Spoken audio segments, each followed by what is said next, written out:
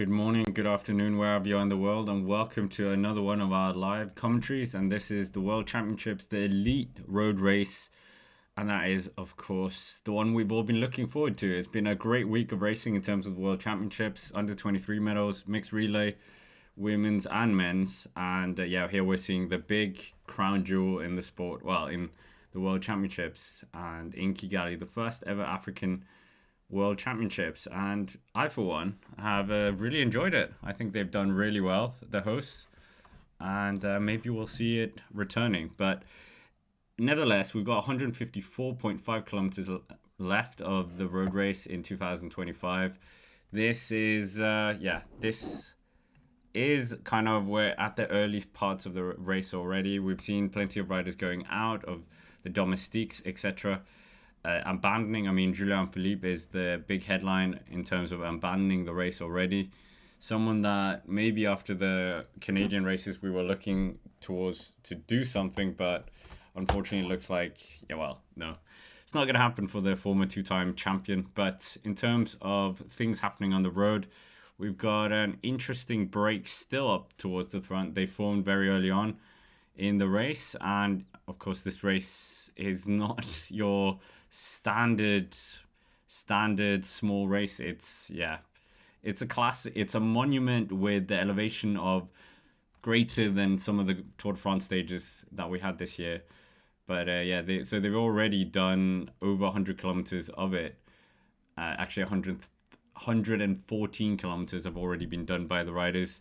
So they will be feeling a bit of tenderness and having gone over quite a bit of elevation already. We got the Mont Kingali coming up as well, 5.9 kilometers at 6.7%, and then the cobbles are also very apparent on this circuit as well. Two different circuits. But in terms of the breakaway, we haven't talked about them. We have Anas Foldea of Denmark. We've got Raul Garcia, who we saw a lot in the Vuelta. We've got Ivan Oliveira. Remember him taking a victory in, was it him or his brother who took the victory in Tour of Slovenia? Both of them, of course, very good track riders and also part of UAE Team Emirates. Plenty of UAE Team Emirates riders in this field.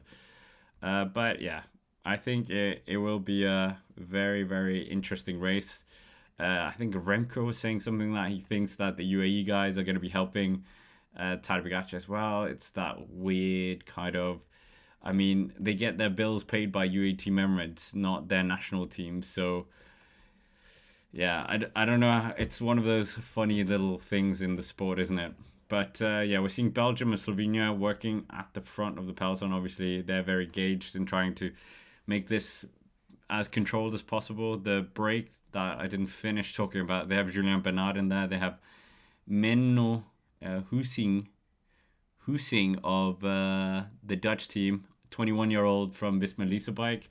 Could have been in the under-23 race, but has elected to go in the senior race. So what an experience for him it is as well to be in the breakaway. You also have Fabio Christen in there, who's very strong. He's been very good this year, the Q36.5 rider, and Markus Meyerhofer riding for Tour de Pro Cycling, no longer of DSM or Picnic Post-NL. But so it's a early breakaway. We'll see how far they can keep into this. Of course, I think they're gonna stick to they're gonna make the Mont Kingali, I think. And obviously it's not a Grand Tour, so there's no mountain points up for grabs. I don't even think there's an intermediate prize that we normally see in some of the races as well. This is the World Championships. The only prize is that gold medal, that rainbow jersey at the end. And we're also seeing Mexico getting to the front here. And the interesting part, obviously, with the national teams is that not every single team have the same amount of riders. So, for instance, Mexico have 3 riders, whereas the likes of Slovenia have 9 riders. So, another one of those peculiarities in cycling. So, but we're seeing the Belgian team very strong. They've got plenty of strong riders in there. We haven't really talked about them. It's a bit of a lull now, so we can just talk a bit about the riders. Obviously, we talked about it in the previous show on the Cycling Day Next channel, Cycling Day podcast. But in terms of Belgium, they have Victor Campenaerts, they have Remco Evenepoel, Quinten Hermans, Saudro Mercedes, who I can never pronounce properly, Autobrooks as well, who's been picking up form the second half of the year. Ian van Wielde in there, who got that third place. So a double podium for them, as we said. But yeah, interesting. Mexico are having one of their riders up towards the front of the peloton right now. So obviously Isaac Del Toro has absolutely been ripping it up in the autumn class. Well, is it autumn? Yeah, also yeah, it is autumn classics in Italy, and he's updated his schedule as well, so he could be getting even more Italian victories coming his way. So yeah, he's absolutely been ripping it up, and can he potentially get one over his?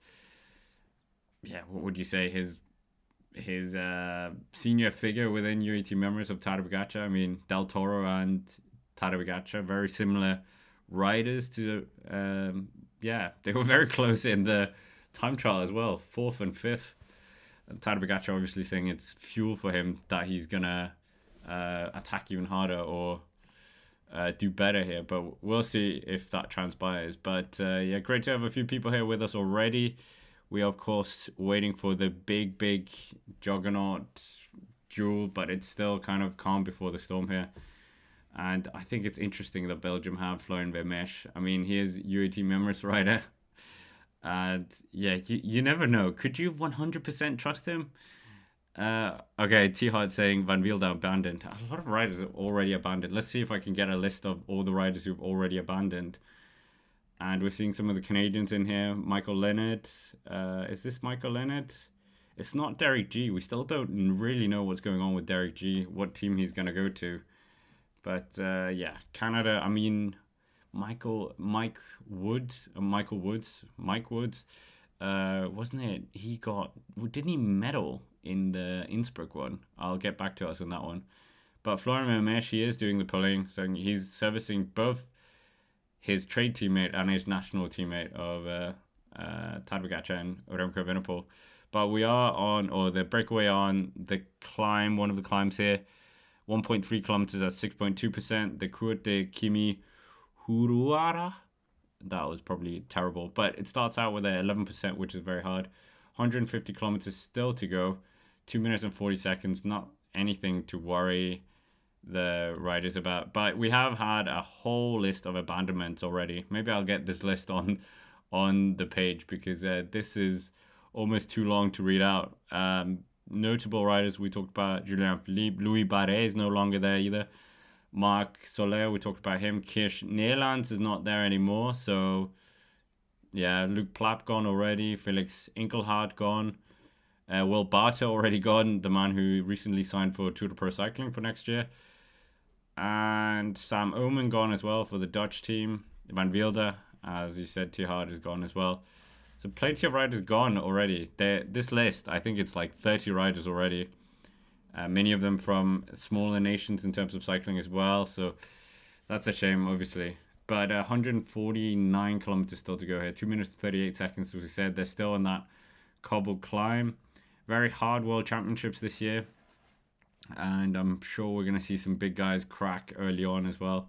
Where's the attack going to be? That's the big question. Are we going to see Tadej Pogacar attack from 100 kilometers out, like we saw yeah, obviously last year in Zurich? That was absolutely remarkable to see attacking so far out. But yeah, it's an interesting one, what's going to happen here in the race. I think many teams are just scared of Tadej and Remco, so they might not actually do anything. And let's hope they're not just fighting for third place. Let's hope someone tries some innovative things. I think we are going to see Del Toro try and take this. Obviously, there's the whole Juan Ayuso narrative as well. He said he's coming here to try and win the rainbow jersey.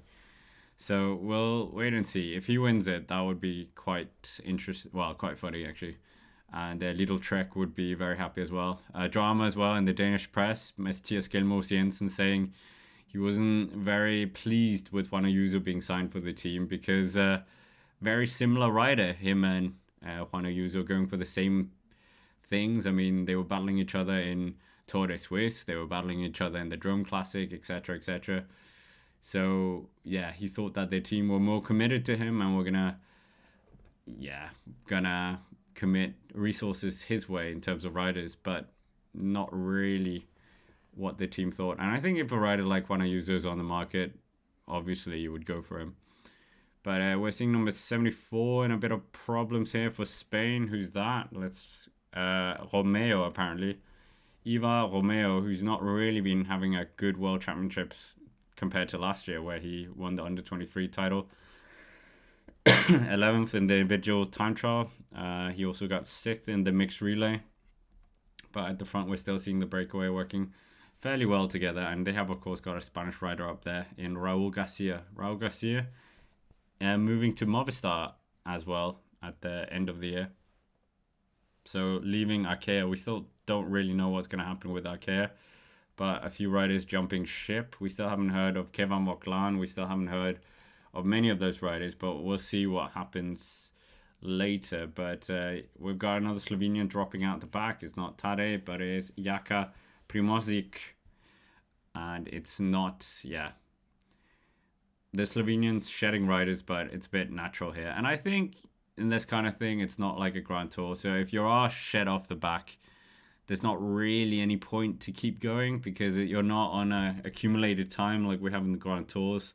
So that's why we also see many of the more seasoned riders just drop out when they're at the back. But plenty of riders struggling here. And yeah, the Rwanda flags are out in drones, which is nice to see as well. And I think they're going to be very happy about this. Obviously, Rwanda has got cycling heritage to its name. The Tour de Rwanda, that is, of course, a very prominent race as well. And we will wait and see. But right now, we've got Mexico at the front, together with Belgium and Slovenia also in somewhere in the peloton as well. But yeah, it's a very stagnant situation now. They are just grinding down the margin to the breakaway as well. 2 minutes and 16 seconds now, 2 minutes and 15 seconds. So maybe that is going to get caught very soon. I think they're going to get caught before 100 kilometers to go. I think that's almost certain. But the breakaway, obviously, it's a big feat to just be in the breakaway in a World Championship. You really get yourself on the poster, get talked about around the world as well. But Mexico committing one of the 3 riders to the front here, which is an interesting move. Very interesting, considering you have 3 riders and one of them being Del Toro. So you essentially have 2 domestiques for Del Toro. I would maybe not do that if I was them. But nevertheless, we're seeing the breakaway coming to the finish line. 8 laps left here of the final circuit. Remco Evenepoel. Golden helmet, of course. Can he do the double? The first ever rider to do the double, win the road race and win the time trial. I mean, he did it as a junior, but he's not done it as a senior yet. He did it in the Olympics. That was never done before, so it would be sensational if he was double Olympic and double world champion at the same time. That's never been done either, so he would do the double. Time trial, he's national champion as well. But Govkar, another one of the Slovenian guys going at the back, obviously courtesy of doing a lot of work early on. Notable exceptions of riders who are not in the race as well. No Jonas Vingegaard, no Mathieu van der Poel, no Wout van Aert. Plenty of big names not here, unfortunately. But various different reasons for that, as we know. But Tom Pidcock is here, so he could be quite an interesting outsider here. If he gets the right opportunity. The circuit looks like it could suit him quite well. 52% of you believe that is going to be a win for Tadej Pogacar. I think many people would agree with that as well, but we'll see. He still has got plenty of riders around him. Primoz Roglic, obviously, I think is still in here. Yeah, I can see the Red Bull helmet of the Slovenians. But Florian Vermeersch right now, he's just pacing them up towards that finish line as well. Norwegian flags here as well at the finish, so plenty of fans making the trip, so that's good to see. You know how I was a bit critical with the Danish team not having time trialing, not having the various things. I think that was a bit disrespectful to the host, but Remco Evenepoel, we'll see if the golden rider can do another golden ride here. But we got the American team plenty. Yeah, a lot of the other teams are just letting all these guys do the work. Which, I mean, why wouldn't you? I hope they try and pounce on this. I hope they don't just roll over for Tadej and Remco Evenepoel. I mean, it's easier said than done. Let's be honest. But yeah, we're seeing the Australian team as well. They're very strong. I think Michael Matthews in here. Didn't they win the mixed relay again with Jay Vine? Michael Matthews doing a very good ride. Luke Plapp kind of falling off a bit. But of course, being a very integral component of that. So it's been a lot of medals. I don't know if there's been too many upsets in the women's race yesterday. Yes, that was an upset. Under 23 time trial, maybe not. The road race, yes, a bit of an upset. No, not really. Lorenzo Finn doing the double of winning the juniors and the under 23. Last time we saw that was Matej Morhic. So yeah, there's been some interesting narratives of the World Championships for sure. But yeah, we're just seeing what is happening with the Belgian team, what they can do. Plenty of riders abandoning already, as we said, which is a bit of a shame for some of the smaller nations. But I mean, it's just being part of the race as well. I mean, Mexico. Who thought Mexico was even going to be helping in the pacing at a World Championships with 3 riders? So I think Isaac Del Toro is probably going to spur on some more Mexicans to do well at the sport. So we've seen that with Slovenia, obviously, with TADEJ POGACAR. We've seen it with Denmark, with the various different riders who have done well there. Success breeds more success. Because if a Mexican sees Isaac Del Toro doing well, they think, well, obviously I can do that as well. 144.4 kilometers. We still have Fabian Christen up there. I think we also have his brother, Jan Christen. So those two talented brothers. Very, very interesting to see their path. Obviously, Jan Christen, part of the UAE Team Emirates team. So, yeah, so many UAE riders. It's hilarious. Jan Christen. I almost think, yeah, the Swiss team, they have Fabian Christen, Jan Christen, Mark Hirschi, Maro Schmidt, and Fabian Weiss.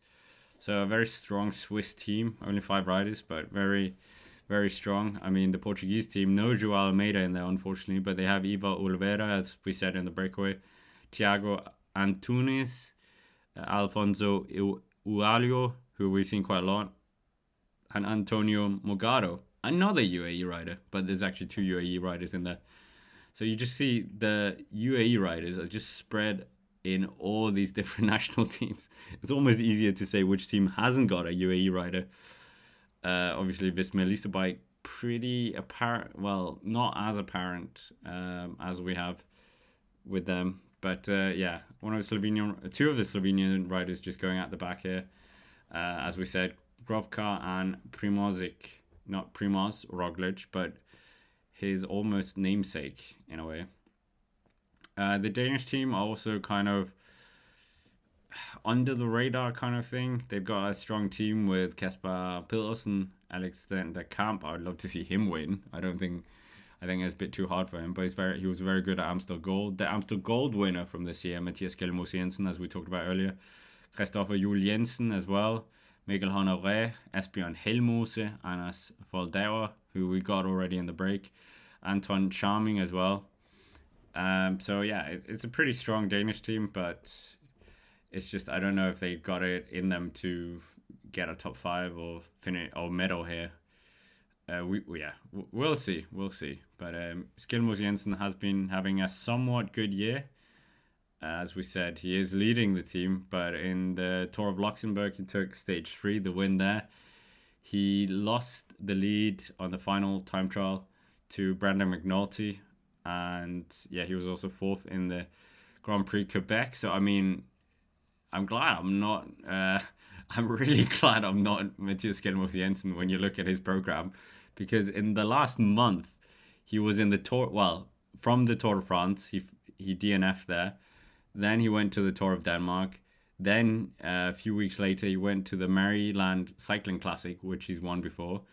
Did GP Quebec, GP Montreal, then goes to Luxembourg. So you're flying all the way back to Luxembourg, and then you're flying down to Rwanda. So quite a few air miles he's been built up there. So Skilmose, yeah, definitely having a bit of a world tour before getting here to Kigali. But 141.7 kilometers, we still have those riders that we talked about earlier. I mean, Fabian Christen is quite exciting to see where he's going to go. Q36.5, as we talked about so many times as well. They are very ambitious project, very, very ambitious project. And yeah, the signings that they made this year as well for 2026, well, obviously signing Pidcock kind of shows their ambition. And yeah, I think they're going to be riding Pinarellos next year, because the part owner is the owner of Pinarello or something like that. But yeah, Mattia Cattaneo. I mean, we haven't talked about the Italian team really. We haven't had an Italian winner of the World Championships for quite a while. Are we having to go back to Pinotti? Oh no, not Pinotti. Pinotti, time trialist. Benetti, Pablo Benetti. Is that who we have to go back to in terms of? No, Balan. Alessandro Balan is our last Italian winner. It was a 1-2 where Damiano Cunego actually finished second place, and then Matthias Brexel finishing in third place. But Richard Carapaz as well. You guys were mentioning him as an outsider. We'll see what he can do. I mean, he's former Olympic champion, so he knows how it is to be in a smaller team and still win. And Tadej Pogacar was in that race, wasn't he? Yeah, it was the Tokyo one. So he has beaten Tadej Pogacar in a one-day setting. But we'll wait and see what happens here. Plenty of teams wanting to do something. Obviously, if we get a big upset, that would be very fun. We all love big upsets because that's why you watch the sport, to see something different. If it was just whoever has the biggest watts per kilogram, then it's kind of like, well, let's just put them all on a turbo trainer. But Richard Carapaz certainly is someone who would love to get a rainbow jersey. Had a mixed season, to say the least. So we'll see what he can do. We're almost 100 people in the chat. Let us know where you're watching from as well. The race is just starting to heat up as well. We're still in this very, very slow part of the race right now. Just the eternal battle between the breakaway and the peloton, but it gives us a bit more of an opportunity to talk about other things as well, not just about the racing. 139.6. A lot of these African riders as well must be loving this. Who have we got? We got a Ugandan rider at the back here. 145. Let's find out who he is. And I mean, you're just putting yourself in the shopping window as well here. And there's a great continental team called Team Amani based in, I believe it's either Kenya or Ethiopia.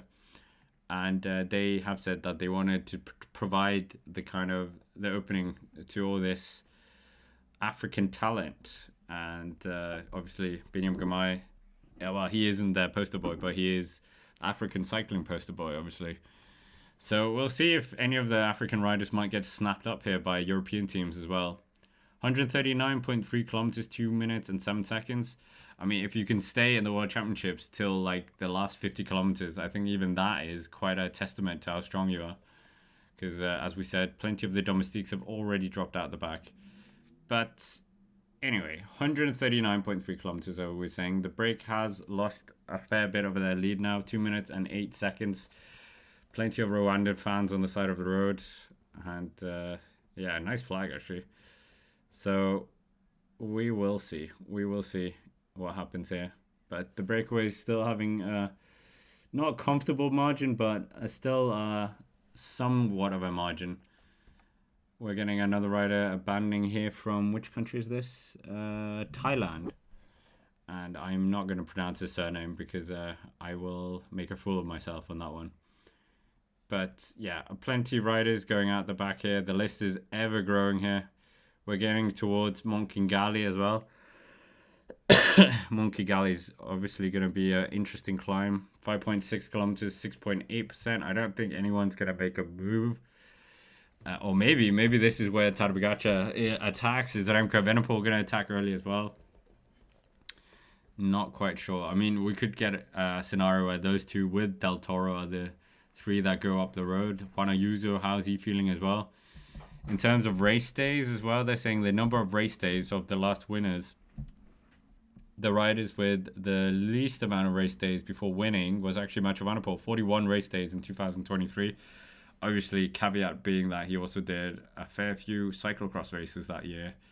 So, yeah.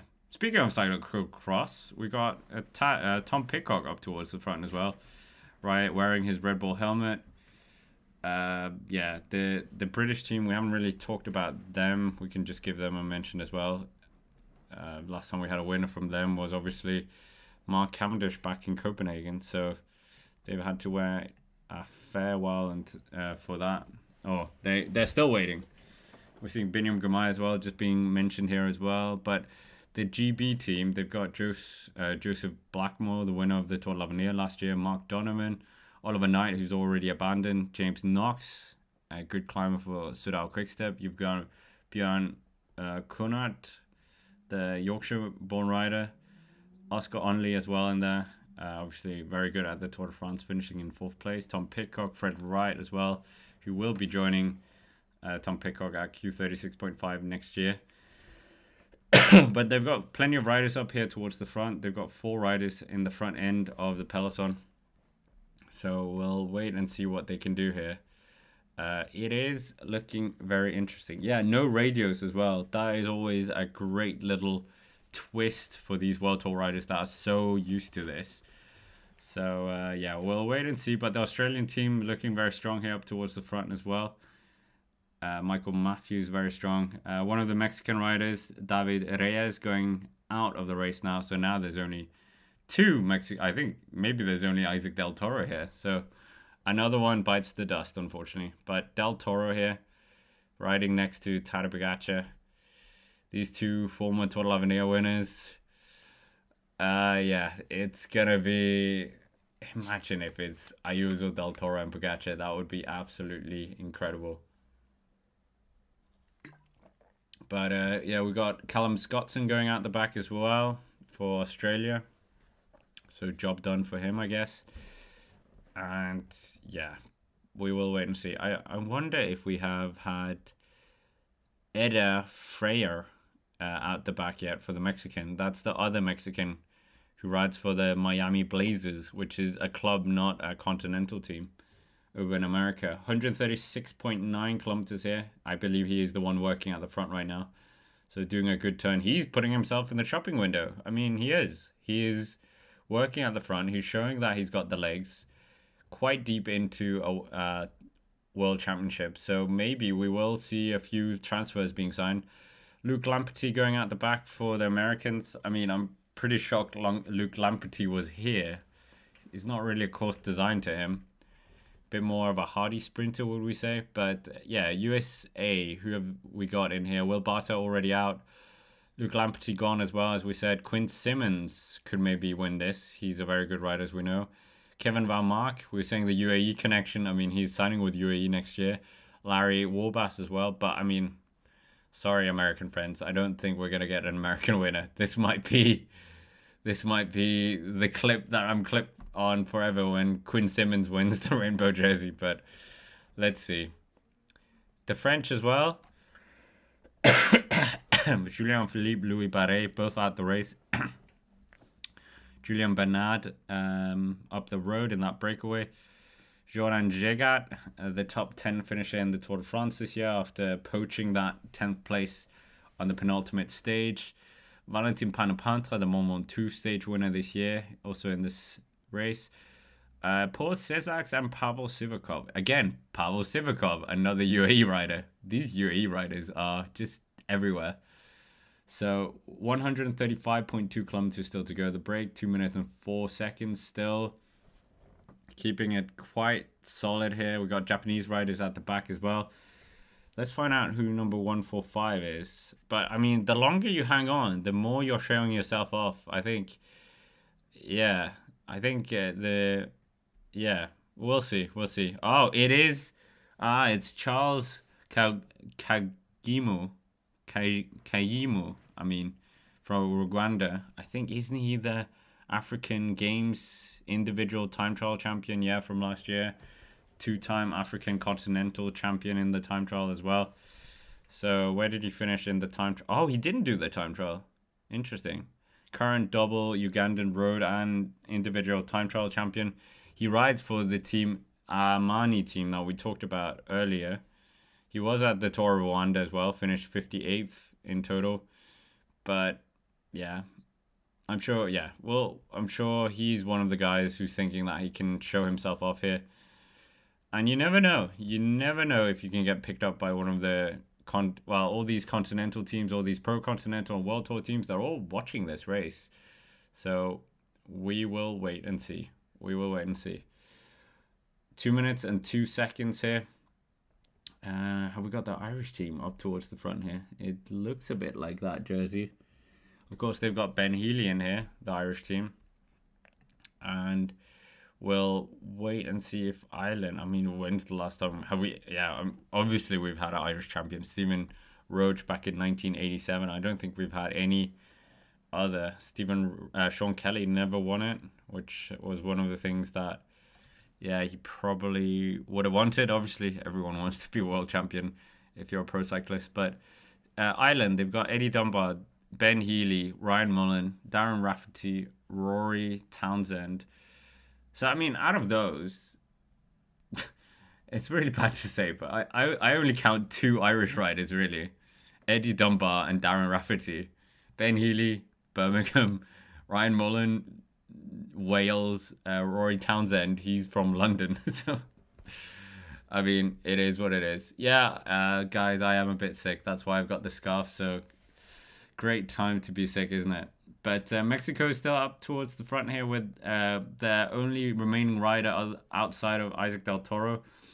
I think Binny just having a bike problem here, or one of the Eritreans having a bike problem. I think Eritrea need to go for Tesfacion, depending on his form.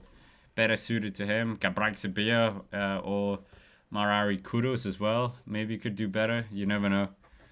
But we also have the Tour of Langkawi has started already. Quite weird to start your race during the World Championships, but it is what it is. 109, who's that? 109, oh, it's not Binny, it's one of his teammates, who I've never heard of, if I'm honest. Sere, where's he from in terms of teams? Team UKJO, okay. Only 23 years young. So, I mean, there's a lot of interesting new talent in this World Championships as well. We haven't talked about the Spanish team. They have, of course, got Raul Garcia up in the break, as we said. 134 kilometers still to go here. They're on the cobble climb, the breakaway. So we'll see if they're going to be able to hold this a bit further. 133.9 kilometers, 1 minute and 49 seconds now. So it is grinding down a bit. So our Mexican rider is showing himself off here. I mean, why not sign him? You never know. I mean, if they can produce Isaac Del Toro, why not try and harness the rest of... he is 33 though, so that's going to go against him. But 133.5 kilometers, 1 minute and 45 seconds. And one of the Japanese riders is going out the back now as well. So we'll wait and see. We'll wait and see what's going to happen here. Just seeing the race being strung out more. Are we getting on the Mount Kigali soon? Obviously, we have the Mur de Kigali, and the Tour de Rwanda obviously was featuring this parkour as well, but it didn't really tempt anyone to come here in terms of the World Tour. Most of the teams were development riders. So Venezuela losing a rider here as well. And we still have a bit of a way to go in terms of getting to Mount Kigali. That will be the first real test in terms of not just these slow burning down of this climb here. So they are going to go off for a bit and do that, and another climb as well, the Côte de Piège, 2.2 kilometers at 5.8%. But this other climb that we keep going up is 1.3 kilometers at 6.2% and is cobbled, so it makes it obviously a lot harder as well. REMCO EVENEPOEL, obviously Belgian, so he's born on cobbles, but TADEJ POGACAR, as we've seen, absolutely extraordinary on cobbles, especially these kind of uphill cobbles, even out kicking Mathieu van der Poel. Interesting that we didn't have Mathieu van der Poel here. Obviously, he was at the Mountain Bike World Championships trying to win that. One of the Estonian riders going out the back here as well. Ryan Taramir. I'm not sure we're going to see him too much as well. Seasoned pro, as we know, stepped down from the World Tour. He is the only rider here from Estonia. So with him, Estonia is over. There is no more Estonian presence in this race. Of course, stepping down from the World Tour last year after leaving Intermarché, and now rides for Kian Racing Team, a Japanese continental team that has Arashiro, not the Arashiro, a different Arashiro. Nathan Earl, who used to be part of the Team Sky team, if you recall that. He was part of Israel Prematech, 37 years young now. So, yeah, 132 kilometers still to go. They're coming up towards the finishing line, the peloton, and we'll see what happens. In terms of the front of the peloton, it's kind of been changed a bit here at the front. The American team are coming towards the front. Belgium's still very much present there. Switzerland thinking about it. Denmark have kind of gone away from the front. But it's a hard one. You kind of want to keep your matches quite dry. But no point having your riders just drop out the back because they can't follow the pace. So rather just use them up at the front. So they're about 1 minute and 35 seconds down on the peloton right now. Oh, and the breakaway, shall we say. So, yeah, it's quite good for them. But we'll wait and see what's going to happen here. Anything can happen on this race, as we know. But is it going to be one for the break? Let's not even entertain that thought. That is not happening. But for the time being, it's looking very, very good, comfortable for the likes of the Slovenian riders. The Slovenian rider, TADEJ Pogacar. And I'm sure he's going to really attack hard at one point. So, yeah, are we going to see a legendary battle? We will wait and see. I mean, REMCO EVENEPOEL having a showdown would be absolutely immense. But is that going to happen? 130.6 kilometers still to go here of the race. And the Swiss team just teasing a bit here at the front of the peloton. Or is this Fabian Christen going back? We'll wait and see. But for the time being, it's a very interesting affair right now. Very interesting, to say the least. With the teams that we're seeing towards the front being interested and who is looking to do something, of course. I don't think we're going to see, unfortunately, and I'm not an anti-Pogacar fan. I'm just saying for the sake of having the openness of racing, I think it is going to be the big guys that are going to be, well, it's not just him. We're not going to see a real outsider win, unfortunately. I think it is very much going to be the ones we're used to. It's how we've seen the World Championships going for most of the time, obviously. But who knows? Miracles can happen. But for the time being, it's looking very good for Isaac Del Toro. He's in a great position. Never ridden this amount of kilometers as well. It's new territory for many of these riders. So this will be quite interesting. To see what happens. And we still have quite a long way. So we have plenty of anecdotes, plenty of things to talk about as well. But Switzerland's definitely one of these teams that will look to try and just tease the bigger teams as well. And I hope they really do something here. It would be very good to see the likes of Tom Pidcock trying to just upset the apple cart a bit as well. But plenty of things can still happen. We will wait and see. But so far so good for many of these riders, including Isaac Del Toro. But obviously, Mathieu van der Poel would have loved to see him. I think this course probably is too hard for him in terms of being competitive. And I think he doesn't turn up if he doesn't think he's going to win. Was there in Switzerland, got that bronze, but was very frustrated in that second group. It is Mauro Schmidt moving off the front here. Mauro Schmidt, very talented rider, as we know. First year with Jaco Ayula last year. Third place in the mixed relay with Switzerland, obviously. Fifth in the Maryland Classics recently as well. So there is a bit of form as well. But not, well, double road race champion and time trial champion in Switzerland, but not really had the results that maybe we were expecting from him this year. He was, yeah, won the Cadal Great Ocean Road Race, second in a stage in Paris-Nice, but not really getting, yeah. The year before I think was a bit better, but Mara Schmidt, we'll see what he can do. What his tactic here, or his role probably, is just to soften up the race here, just force some of the other teams to chase. Really, just, yeah, put a bit of pressure on the other teams to chase. So we will wait and see. We'll wait and see. But yeah, Mara Schmidt, what can he do here? We're seeing Ryan Tarame, as we said, and yeah, 127.6 kilometers, as we said. Ryan Tarame, unfortunately, at the back. I remember him. Didn't he finish 11th one year in the Tour de France? But yeah, we will wait and see. Well, not for Estonia. That's gone. That's over. Is there any more Baltic countries in here? I'm not even sure if Finland sent any riders here. Do we include Finland in the Baltics? Probably not. Maybe Tom Scoinch. I'm not even sure if he's here. Let's find out. But the French team, I mean, Paul Césax.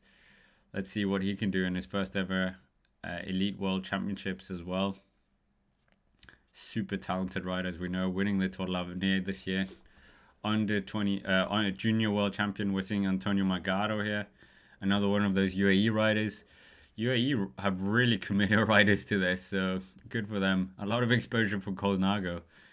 Other teams that we haven't spoken about, Ecuador, we mentioned them in passing with Richard Carapaz. They've got Johnson Casero in here. They've got Harold Lopez of Astana in here. You've got Colombia with Egan Bernal, with Brendan Rivera. Harold Tejada in here. Walter Vargas, who was obviously their time trial rider, finishing in 14th place. So, yeah, we will see. I'm not sure we're going to get any South Americans up towards the front. But you never know. It could be one of those teams that slip away with a rider. Latvia have 4 riders here. That's quite interesting. There are more riders than Mexico. I have no idea how they divvy this up. Obviously, I think Isaac Del Toro is going to give them a lot more points as well. Probably more riders to come. So we will see. Eritrea has a lot of riders as well. So how are they dividing this up? It must be on World Tour points. But yeah, plenty of nations only having one singular rider as well.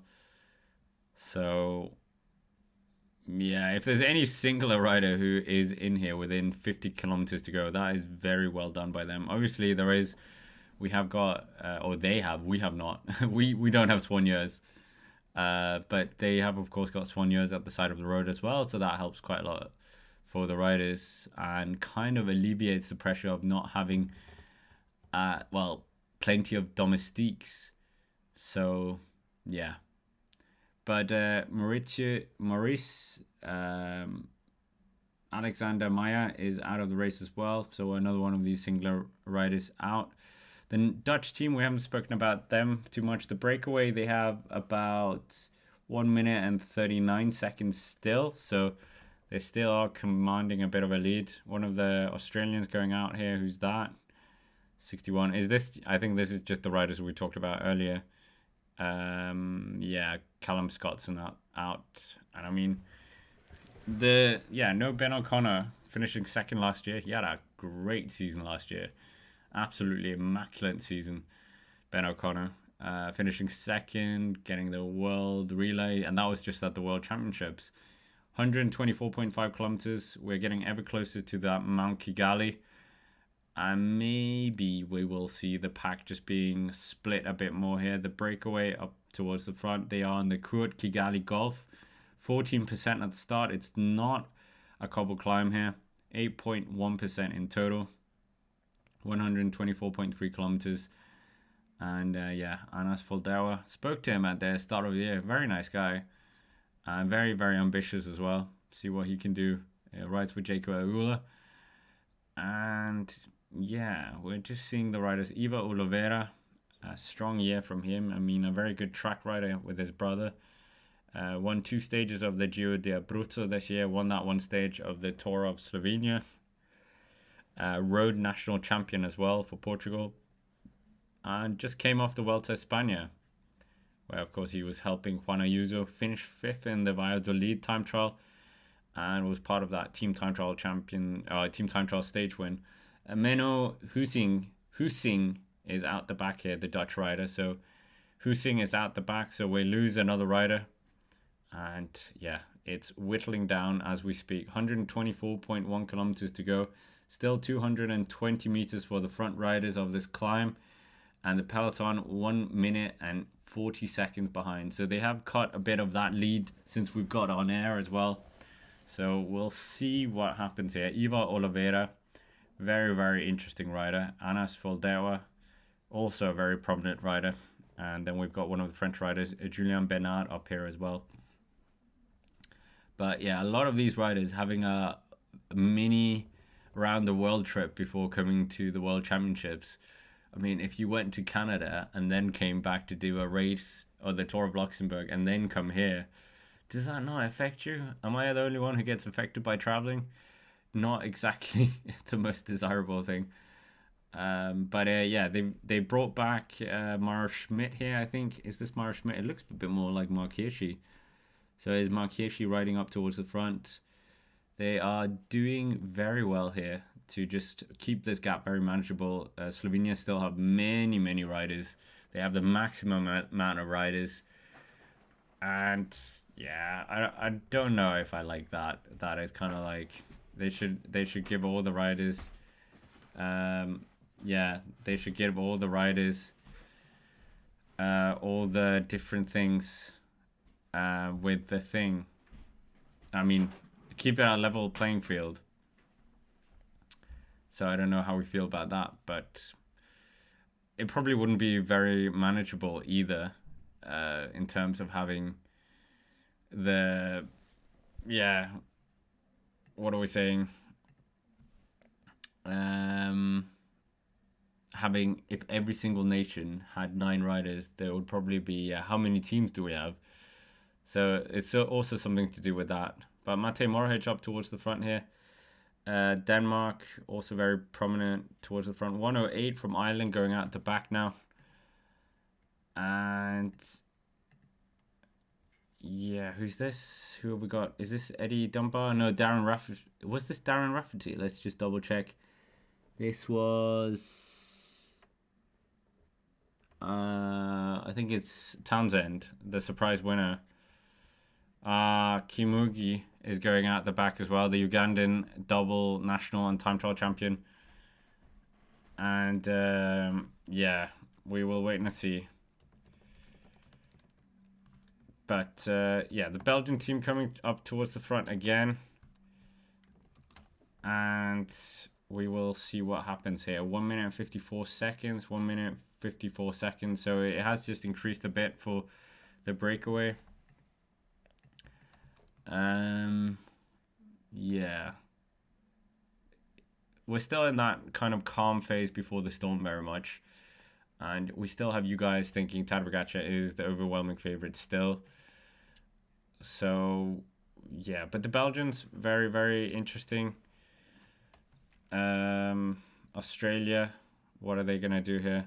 I mean, they have Jay Vine in there, a bit of the bottle almost thrown at one of the Slovenian guys. They just give each other the hand as well. So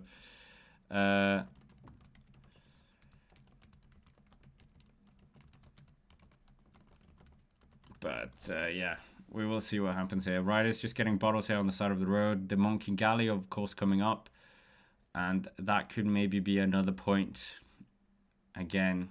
But 121.4 kilometers, and yeah, Murder Kigali is coming up. Murder Kigali. Plenty of fans we can see. We're seeing the fans shot here. And yeah, I think Rwanda has really lived up to the race. I mean, the Zurich race, there's always fans, isn't it, on the World Championships? But I think Rwanda was a good choice since they have the Tour de Rwanda. So they already have some history with the sport. It's not just turning up in some random country with no real history. I mean, plenty of people were angry at the Qatar World Championships years ago, but I mean, they still had the Tour of Qatar, so there still was some connection.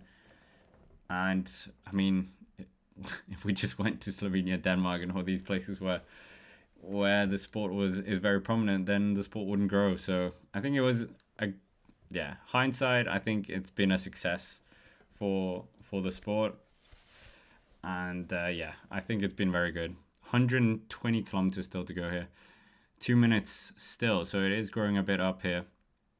The lead, the Belgian team's very prominent at the front. You got the Dutch team also looking somewhat intrigued with this. I mean, I was about to talk about the Dutch team, and then something happened. But the Dutch team, I would say the key card here, they've got Bauke Mollema there. They've got Sam Omen is out now. They've got Wout Poels in there, Frank Vandenbroek, but I think it is Tjemen Arensman, who is kind of their chief card. Finished 9th in the individual time trial. So, yeah, not a bad time trial, that. And has had a good year this year, winning 2 stages at the Tour de France, as we all know. Finishing 12th as well, really saving Ineos Grenadiers' Tour de France. Was second in the Tour of Alps, taking a stage win there after 80-kilometer breakaway stint. And yeah, was even at the Giro d'Italia, but didn't go his way that time. But 119.4 kilometers. The Belgian team still controlling this quite well. We only have 3 riders out towards the front of Ivan Oliveira, Anas Voldauer, and also Julien Bernard. So these 3 riders, all World Tour. So no more non-World Tour riders in the break, unfortunately. Great shopping window, though, if you get yourself in that breakaway. Obviously, it is very, very hard to get in there as well. Yeah, apologies for the sore throat and voice. It's not been a great few days, I can say. We all know what it's like to have a cold flu. It's not great, is it? But at least we have the World Championships. Mont Kingali is the one we're seeing now. Beautiful climb. And not a complete alpine climb. We also got a bit of confirmation about what's happening later on in terms of the World Championships. Even might go to my birthplace, which is quite funny, in Roskilde in Denmark. So be quite funny. Obviously, the World Championships is always where they announce the next World Championships we got next year. They're going to Canada, then they're going to France the year after. So a good balance, I think, to get it around the world. Don't just have it in Europe, have it everywhere. Okay, I say that, and then when the Canada is happening, I'm going to be moaning about how early or how late it is. But that aside, I still think it should be spread across the world for the sport.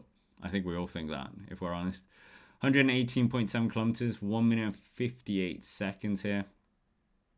The final few kilometers, the final kilometers of the World Championships. This is the crown jewel of the event.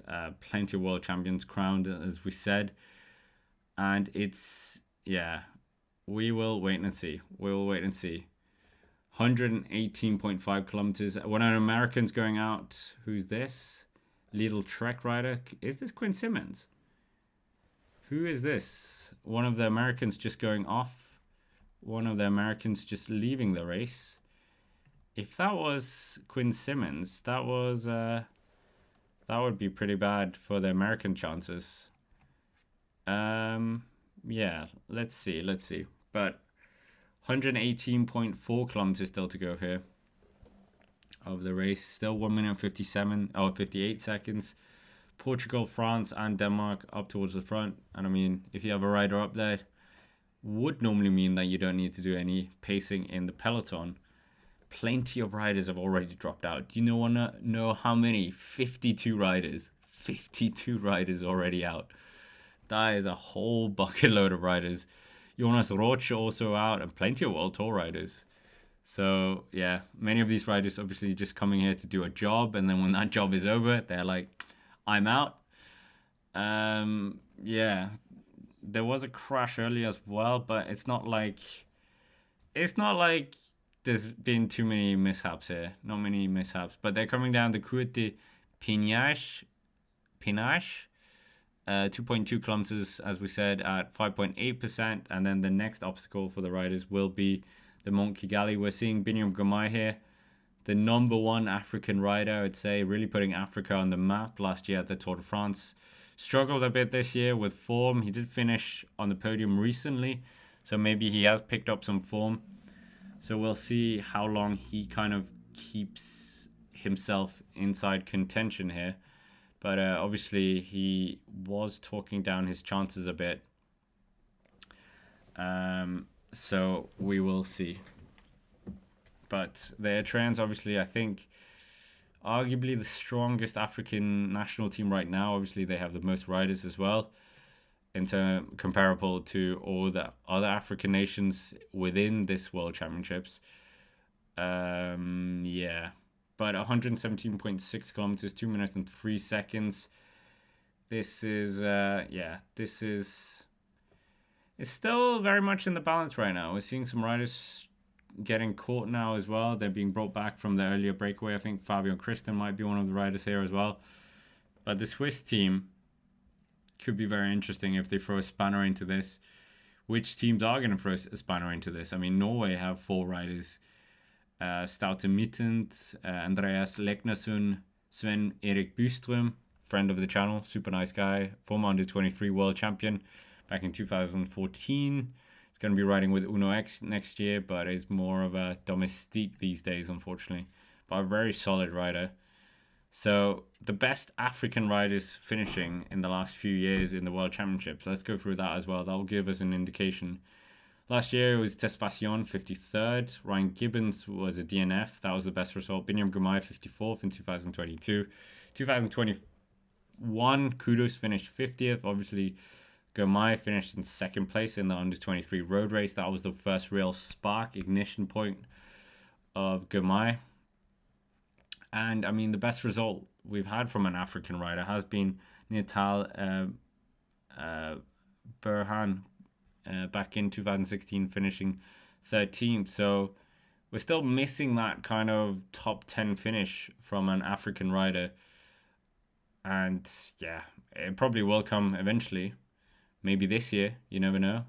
Is Tespassion feeling it? I mean, it's a pretty good circuit. I'm not quite sure he will like the cobbles too much. He did finish 8th in the GP Wallonia recently. And that's actually where Binyam Girmay finished 3rd. It wasn't the Super 8 Classic. It was the GP Wallonia. So I got that wrong. So apologies, guys. A one-day race in Belgium. I was half right. Yeah. Kigali, plenty of fans out. I think it's been a very successful World Championships, considering how many negative comments and perceptions there was of this. Many people worried about it. So who knows? Great to have Ronda in the house as well. Great to have Zara, Tihad, all our regulars. Many regulars in the chat as well. 114.7 kilometers still to go. Belgium still doing the policing duties at the front. The next big obstacles that the riders have is the Mont Kigali. The Mont Kigali. Very, very interesting one to say the least. The Mont Kigali. Maybe we will see some moves being done here. It would definitely not be unwelcome to see some attacks happening. Great to have over 200 people in the chat. Make sure to smash the like button if you haven't already. And thank you, Fuzzy Balls, as well, for the kind donations. What are we saying? There should be a UCI race that finishes atop the Pikes Peak in Colorado, 4,302 meters elevation with quality roads. Pike Peaks is world famous.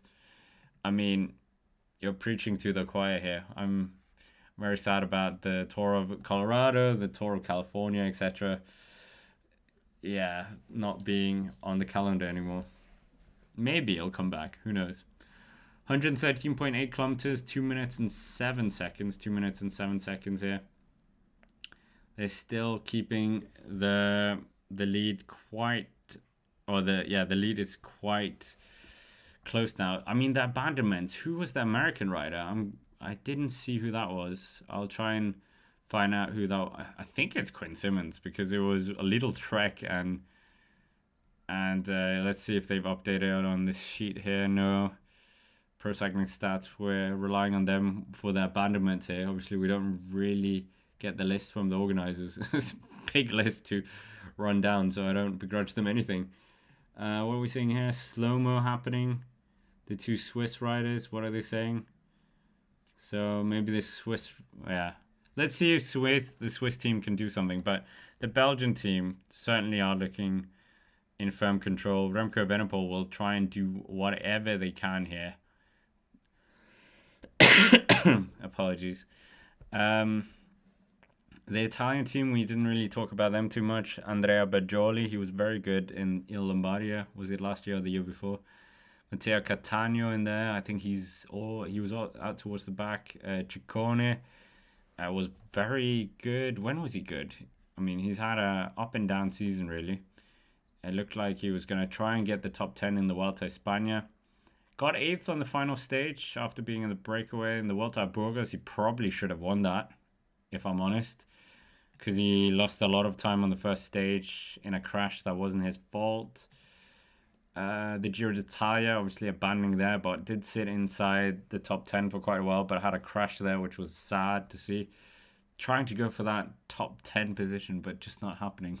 Santiago Buitrago, of course, denying him that in the Tour de France last year as well. Very packed schedule in terms of the next 2 weeks for him as well. He's doing plenty of one-day races in Italy. So we'll see what he can do. Second in Liège-Bastogne-Liège. So that was a very, very good result for him in there. But we'll see what legs he's flying with here as well. As we said, the last Italian winner is Alessandro Ballan back in 2008. So a long wait for them to have another winner here.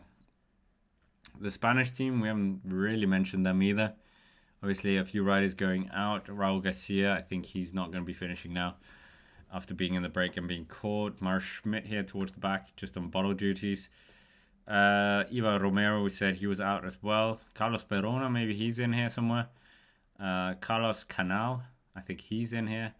Abel Boulderstone, who's done a very good year this year, the national road champion, and also finished top 15 in the Vuelta a España in the GC. Juan Ayuso, obviously, needs no introduction. Roger Adria as well, moving to Movistar, as we said. So we will see. We will see. But Tadej Pogacar, he's certainly going to be eager to do this. I mean, I think he is the man to beat, as we can all agree on. And we'll see if anyone is able to unseat the Slovenian for another year at least. Great to have 300 people in the chat. Let's smash the like button if you haven't already. And yeah, let us know where you're watching from, who you think is going to win the race. 60% of you believe it's going to be Tadej Pogacar. Only 4% say Tom Pidcock, and 19% say others. So yeah, unfortunately we don't have more options, but thank you, YouTube. But yeah, if you did vote other, let us know in the chat. And yeah, apologies for the voice. I have got a bit of a cold, courtesy of some Paris gentlemen coughing right in my face. That was very nice, wasn't it? Anyway, that aside, we're still here in Rwanda, or we're not. I don't think any of us, is anyone in Rwanda right now? I'm not sure. But yeah, I am definitely not in Rwanda. I think I'm quite far away from Rwanda. So we'll wait and see what happens, what transpires. And yeah, it's plenty of regular teams that we're used to in terms of the World Championships staying up towards the front. Latvia have a rider up here. I hope they're working for Tom Scoynes. That would be great. Imagine Tom Scoynes winning the World Championships. That would be absolutely amazing. I think that would be a very popular winner if he could pull it off. Very much working for other riders, but I'm not sure he will be let or allowed to go up the road and win this. It would be huge, but I mean, it would be huge for any rider. Maybe not Tadej Pogacar. I don't think that moves the needle for him really. But the break is on the Mont Kigali now. We're almost, well, we're inside 1 hour. We're inside 1 hour now. 1 hour, what am I talking about? Inside 110 kilometers already. What are we saying? Fuzzy Balls as well. Thank you for another kind donation. If Tadej ever decided to forego GC at the Tour de France and do like UAE did in the Vuelta, Could he win 10 stages in a tour? Yeah, I think so. If he just went completely a breakaway, didn't care about anything, I think, yeah. I mean, the record is still held by Freddie Martins. I think it's 13 stages in a Vuelta a España. So, yeah, that record will take some beating. Nevertheless, we're just seeing the three riders that we're quite used to now. They are on the Monchigali. It's a interesting climb, quite long, 5.9 kilometers, the longest climb that they're going to be tackling today. Are we going to see any moves, strategies being done here? It would be nice to see if some of the smaller teams try and do something here. Did we say was it Quinn Simmons who abandoned the bike? Maybe it was. Maybe it was.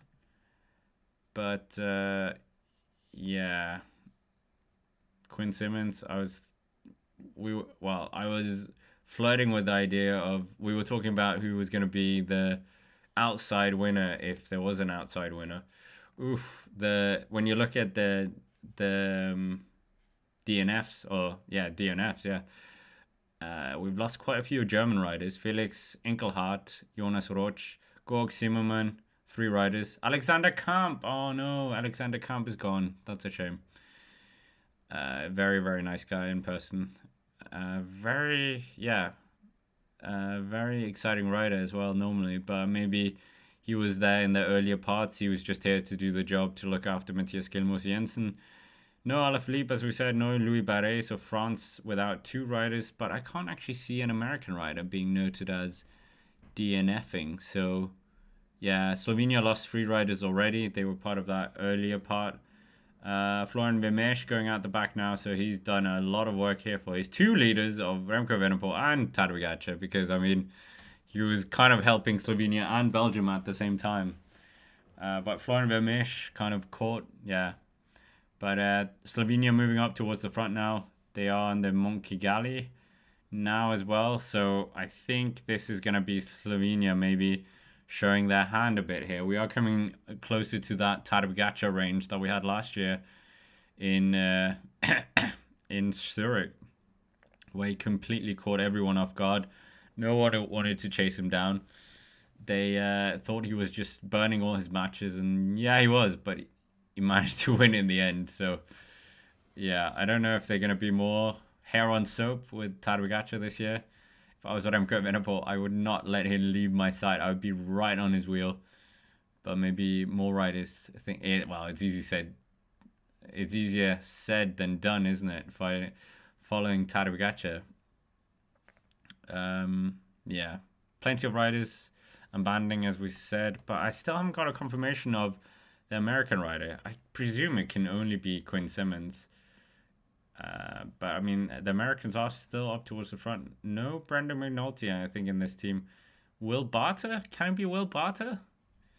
It looked like it was a Trek, and Will Barter doesn't ride for Trek. Obviously, he rides for Movistar until the end of the year, and then he switches to Tour de Pro Cycling, like we said. Didn't actually mention that in cycling transfers. Obviously, this week has been quite active in terms of transfers, with Juan Ayuso announcing Lidl Trek. Biniam Girmay out the back. That is the sight that many trains will be sad about. But Bini more here, as I think, just to honor the race being in Africa. Has a bit of history with Rwanda. His first ever elite race victory was in the Tour of Rwanda. So full circle in a way. So he knows this climb pretty well. And unfortunately, Eritrea, it won't be with Biniam Girmay you're going to win here. But let's see if we could maybe get Tesfacion beat that 13th place from Berhan in 2016, from the best African rider in many years. But yeah, we'll see. The situation on the road is still very stagnant. 1 minute and 28 seconds. Nothing really happening in the peloton. Just more the chasing or the policing of the peloton being jostled between the Americans, the Brits, and the Danes here. Eddie Dunbar up towards the front as well. We've got Mezgec going out the back here as well. I think this is Damien Housen. It looks like Damien Housen. He's riding a Scott bike. He rides for Q36.5, so I think it is him. And yeah, we still have those three riders up towards the front. 3.8 kilometers still to go of this mountain, not climb, mountain. And the Mount Kigali. Great name. So we'll see what happens. I wonder how many Slovenians we're down to now, because quite a few Slovenians, as we said, 3 of them already abandoning the race. Now, yeah, but obviously Mezgec, predominantly a sprinter, so you wouldn't really see him hanging on too much either. But great to have 350 people in the chat. Let us know where you're watching from. What are we saying as well? Deanna saying that USA jersey going up the side was not Quinn Simmons, just some dude in the USA jersey. Ah, okay. Okay, thank you. More riders going out the back. The Italians, number 33, which is Cebrero, and 29. Also going out the back as well as the 2 riders more leaving the back of the race here. 29, Lorenzo Fortunato. So is that Italian world champion's dream disappearing? Maybe that's disappearing as well. So we will see. But I don't think that drought of the Italian rainbow jersey is gonna be squashed at this point. So Tadej Pogacar, the man, the myth, the legend that we're all thinking could be winning this race once more. Yeah, 2.8 kilometers still to go, 1 minute and 22 seconds for the peloton. I mean, the peloton are not taking this lead as quickly down. They're managing this gap pretty well. Timo's asking, how big is the chance that Roglic is winning? I think it's virtually zero. Judging by what he said, that there is no rivalry when they are on the national team. They're very much in it for Tadej Pogacar. We're only on 59 likes as well. Make sure to smash the like button as well if you haven't already, as Rhonda and Zara said. Let's try and get to 100 likes before they finish Mont Kigali, which is in what? 2.5 kilometers. So we need 41 likes before 2.4 kilometers. I'm sure we can get that. Almost 10 times that people in the chat. But Ivo Oliveira, he's out of that break, so he's gone now. The track specialist, I don't really know what kind of rider to put him in for on the road, but he's a very good track rider. And obviously he rides for UAE quite a lot. Maybe he's kind of a semi-sprinter-ish, bit more of an all-rounder. As we said, very good in the TT earlier in the Welter, in that Valladolid time trial. USA, Denmark, they are sharing the road right now. They are the ones keeping the pace hard. But I mean, guys, Denmark, what are you doing? USA, what are you doing? You don't have the favorite. Put the pressure on not UAE, Slovenia and Belgium. Don't do it. It looks like Julian Bernard is the only man out towards the front here. Julian Bernard is the lone leader now up towards the front. Great atmosphere from the Rwandan fans. A lot of singing and dancing, so they're loving it. It's just a party, which I mean, what road races normally turn into. So good sunny weather as well. Ooh, Mexico up towards the front. Is this Del Toro? Surely this is not Del Toro. Slovenia covering this move. Is this Del Toro? Surely not. No, it's Ida Frere is just upping the tempo here. The 33-year-old riding in America. He's just upping the tempo. Maybe it's just a bit of teasing here, pretending he's Isaac Del Toro, and then everyone else tries to react to that move. But yeah, we will see what happens here. 105.7 kilometers. They're still on this climb. Julian Bernard is the last rider from the break. 1.8 kilometers to go. 1.8 seconds for Julian Bernard now. It's not the break, it's just Julian Bernard. So we will see. 105.7 kilometers. 105.7 kilometers. Still a lot of tactics can play out here. Still a lot of elevation to go for the riders. So it's not over, but well, it's not even started yet. It's just the grinding down. You have to even be here. But Tadej Pogacar, he's got Remco Evenepoel on his wheel. These two juggernauts, both been world champions on the road. Both of them, well, no, only one of them winning the Vuelta. The other one only winning the Tour de France and the Giro. They both won Liège-Bastogne-Liège. They both been on the podium at Il Lombardia last year. What more things have they won in common? They both not... Well, no, actually, that's not true. I was about to say they both not won the Tour of Denmark, but Remco Evenepoel has won the Tour of Denmark. Both of them have never won the Tour of Rwanda. Let's go with that one. Very niche one. But right now, it's Slovenia just grinding the pace here at the front. I believe this is Doma Novak. Doma Novak, that role that he's very, very good for Tadej Pogacar here. Tadej Pogacar is missing kind of a Pavel Sivakov, who is in the race, but obviously riding for France. Number 2 going out the back here. Who's this? Gal Geva is out the back for Slovenia as well. I haven't seen Roglic. They didn't bring Trutnik here either. So Visma Leasebike not really having too many riders in this race. Wait, no. Trutnik is now a Red Bull rider. Let's not forget about that. But 1 minute now. 1 minute now for the peloton to Julien Bernard up towards the front. Julien Bernard, how long can he hold off this peloton here? If he wins this, that would be a sensational day for him. But unfortunately, history doesn't really support a breakaway rider winning like this, especially not in the more Galactico era here. Of course, there's always big stars in the sport, but with Tadej Pogacar, Mathieu van der Poel, Wout van Aert, Remco Evenepoel, etc., it's really just flipped the script a bit. But Slovenia, with Doma Novak, is keeping the pace. Well, it doesn't seem like it's too high right now. They're still firmly relaxed here, many of the riders. I think the deeper we're getting into this race, the more UAE riders there will be in this peloton.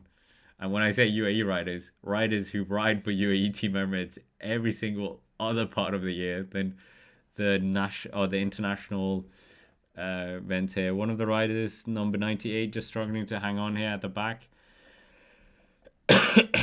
But yeah, I think it's been a good World Championships. No controversies like we had last year in Zurich, unfortunately, with the juniors women's race. Such a sad, really, really sad that. But yeah, I think it's been very trouble-free here, which is great. Matej Mohoric is going out the back here, number 5. The Slovenian former junior and under-23 world champion. Did that back-to-back, but not really had any success when it comes to the elite road race. And yeah, done his job, I guess. Portugal up here towards the front now of the front of the race. Denmark still very present. France. Norway. Was that a Norwegian rider? But the peloton is very small now. I don't think it's more than 40 riders now. 500 meters to go here. 500 meters to go. 46 seconds up to the man up towards the front here of Julien Bernard, the little Trek rider. But Slovenia, Tadej Pogacar moving now. Tadej Pogacar moving towards the front now, and the pace is just being moved a bit. Remco Evenepoel is on his wheel. Hair on soap. Anas Foldauer, he's just getting brought back here. And Juan Ayuso up here. This must be Juan Ayuso. Juan Ayuso covering Tadej Pogacar. Remco Evenepoel seeming like he's going out the back here. So it might just be a UAE Team Emirates Inter Championships here. Because I think Fabian Christen is here. Remco Evenepoel dropped. Remco Evenepoel, I think, is dropped. So Remco Evenepoel, the selection is being made now. Around 100, or more than 100 kilometers to go, but a selection is being made. Remco is in problems. So, yeah, this is not good. Not good for any Remco fans. But Tadej Pogacar, not even really getting out of the saddle there, just putting the pace on. And riders struggling to follow his wheel now. And are we just going to see another Tadej Pogacar solo show? Maybe. Yeah, Julien Bernard will know what's coming up behind him. Oh, no, he won't, because there's no radios, as we said. But Tadej Pogacar, he's only got one rider on his wheel. It is Juan Ayuso. So Juan Ayuso versus TADEJ Pogacar would be a phenomenal duel. Both of them UAE Team Emirates riders, but TADEJ Pogacar upping the pace more. These guys train together. Yeah, the gloves are off. The gloves are off. But Remco Evenepoel struggling. Remco is gone. It's over, guys. I don't think it's gonna happen. We'll see who can regroup and try and get back here, but Remco Evenepoel is in problems. It's Ayuso with TADEJ Pogacar here at the front. So the Mount Kingali has done a lot of damage, and Juan Ayuso will have to ride out of his skin here to stick with TADEJ Pogacar. I would not be doing a single turn for TADEJ Pogacar.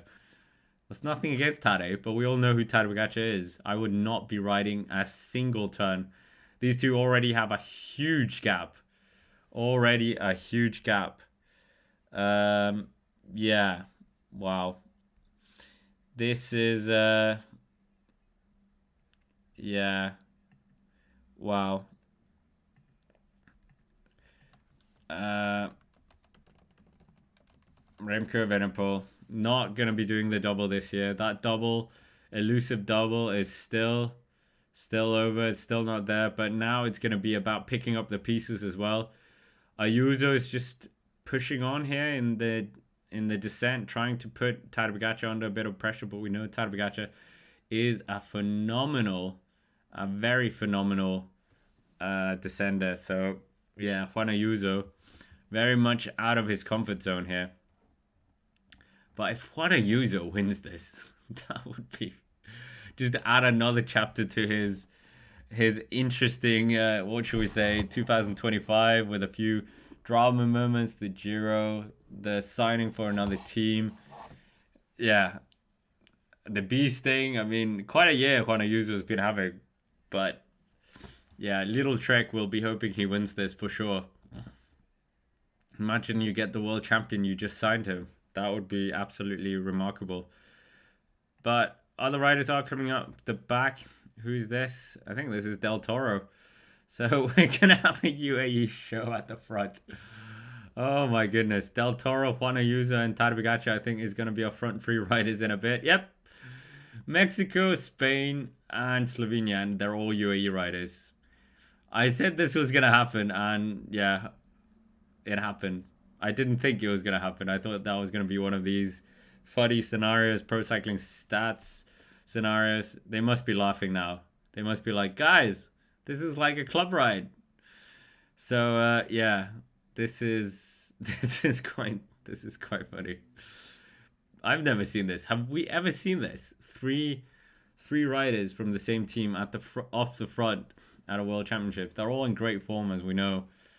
So yeah, this is what happens when you sign the best riders in the world.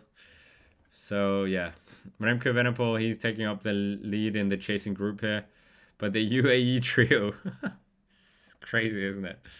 Are they going to work together? Is TADEJ going to be like, Del Toro, we need to work against him? Or is Del Toro and Juan Ayuso going to speak in Spanish and be like, oh, we can get one over him? But Isaac Del Toro is, of course, in UAE next year. Is this Richard Carapaz? I'm not quite sure who this is.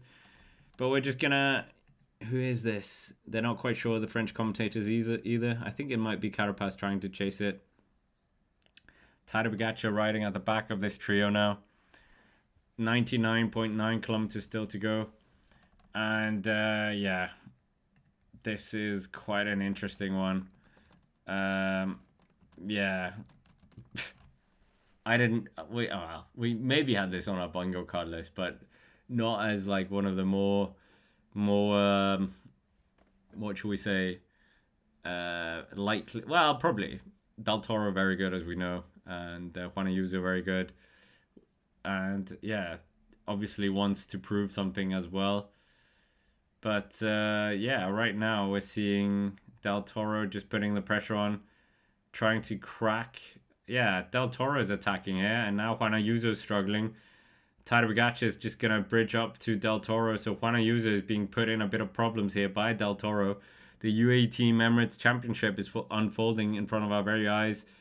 They are trying to respond behind. They've got about 15 seconds, these guys, to the chasing group. Remco Evenepoel is a further 36 seconds down. Of course, Tom Scoynes is up here. He loves a hard race like this. But yeah, we'll try and get... Well, I'll try and see if we can find the group. Oh, Ayuso's cracked. Ayuso's cracked. Absolutely gone. They broke him. Absolutely broke him. Pavel Sivakov is in the chasing group, so more UAE riders. But they have just got rid of him.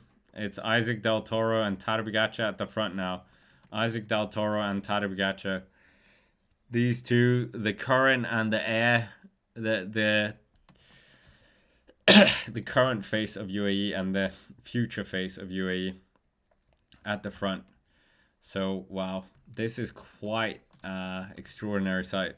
And Pavel Sivakov, he's trying to up the ante as well. But Juan Ayuso cracks under the cobbles. Obviously, he's not really a cobblestone rider, or we haven't seen too much evidence of that. But he's doing a good job here just to keep up towards the front, pushing it on.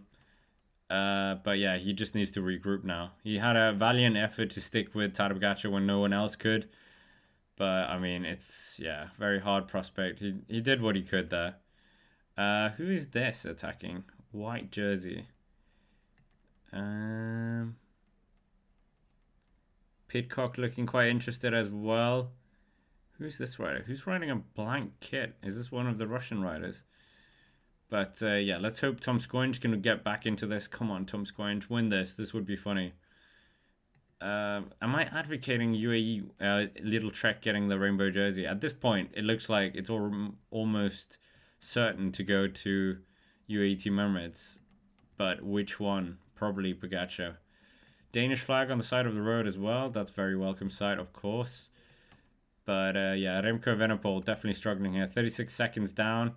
The next chasing group, 31 seconds down. So, I mean, if they've learned anything from last year, then you have to really go for the moves now and push on. They really need to keep this pressure on, because you don't want to let the race disappear up the road. Tadej Pogacar, Isaac Del Toro, two riders you don't want up the front. And I think if this is what we're going to see, these two just keeping this pace on, working together, I think we are going to get a 1-2, and it's going to be Tadej Pogacar winning. Isaac Del Toro is going to finish in second place. Because I don't think he's ever ridden this long of a race, Isaac Del Toro. Still could qualify for the under-23 Worlds, and yeah. But we will see what happens here. It's certainly a very, very interesting sight. Yeah. Tadej Pogacar in the prime position as he wanted to be at the front of the race with a teammate, trade teammate. What is the conversation going to be here? Is it going to be, Isaac, you need to work for me. I am the big boss of the team, and I'll give you a nice watch at the end of the race. I don't know. So we will see. But it's a bit of a disheartening situation, because obviously we want more action. We don't want to just the winners attack from 100 kilometers out and that's it. I was kind of missing, where was Skilmose? He kind of needed to respond after his critical stance of Little Trek signing Juan Ayuso. Maybe this would have been a good opportunity to show them I can follow the best in the world, but just wasn't there, unfortunately. Great to have so many people in the chat. Let us know where you're watching from as well. Smash the like button if you haven't already. Let's try and get to 100. We're still missing 16, so I'm sure we can get there. But for the time being, we're on 84, and 61% of you believe it is going to be Tadej Pogacar winning this race. Let's do a new poll as well, because yeah, it's time for a new poll. I think many of you have voted for that. Let's ask you guys, where do you think Tadej Pogacar is going to finish in the race? That's probably another one. Where will Tadej Pogacar finish? First, second, third, other. There you go. Yeah, so the fight is really on here. They can't let this go. This is a classic style race, as we know. So they really need to not let this go. They need to work together. Group 2 dynamics is, of course, very inherent in terms of these kind of things. And I think, that we could really see that coming. But 95.4 kilometers is still a long way. 44 seconds, 1 minute about to the Remco Evenepoel group as well. But Tadej Pogacar, the number one, with Isaac Del Toro. Del Toro working with Tadej Pogacar. So I think this is gonna be Tadej Pogacar winning. I think Del Toro is working completely for Pogacar. Unfortunately, I don't think it is gonna be Del Toro getting an opportunity to wear the rainbow jersey. Imagine if Del Toro wore the rainbow jersey. That would be huge. If Tadej Pogacar wears it, yeah, it's great. We saw him all this year, let's be honest. But if Del Toro wore it, he would be close to the youngest as well to wear it. But yeah, Tadej Pogacar and Del Toro, two teammates, trade teammates, not teammates in terms of the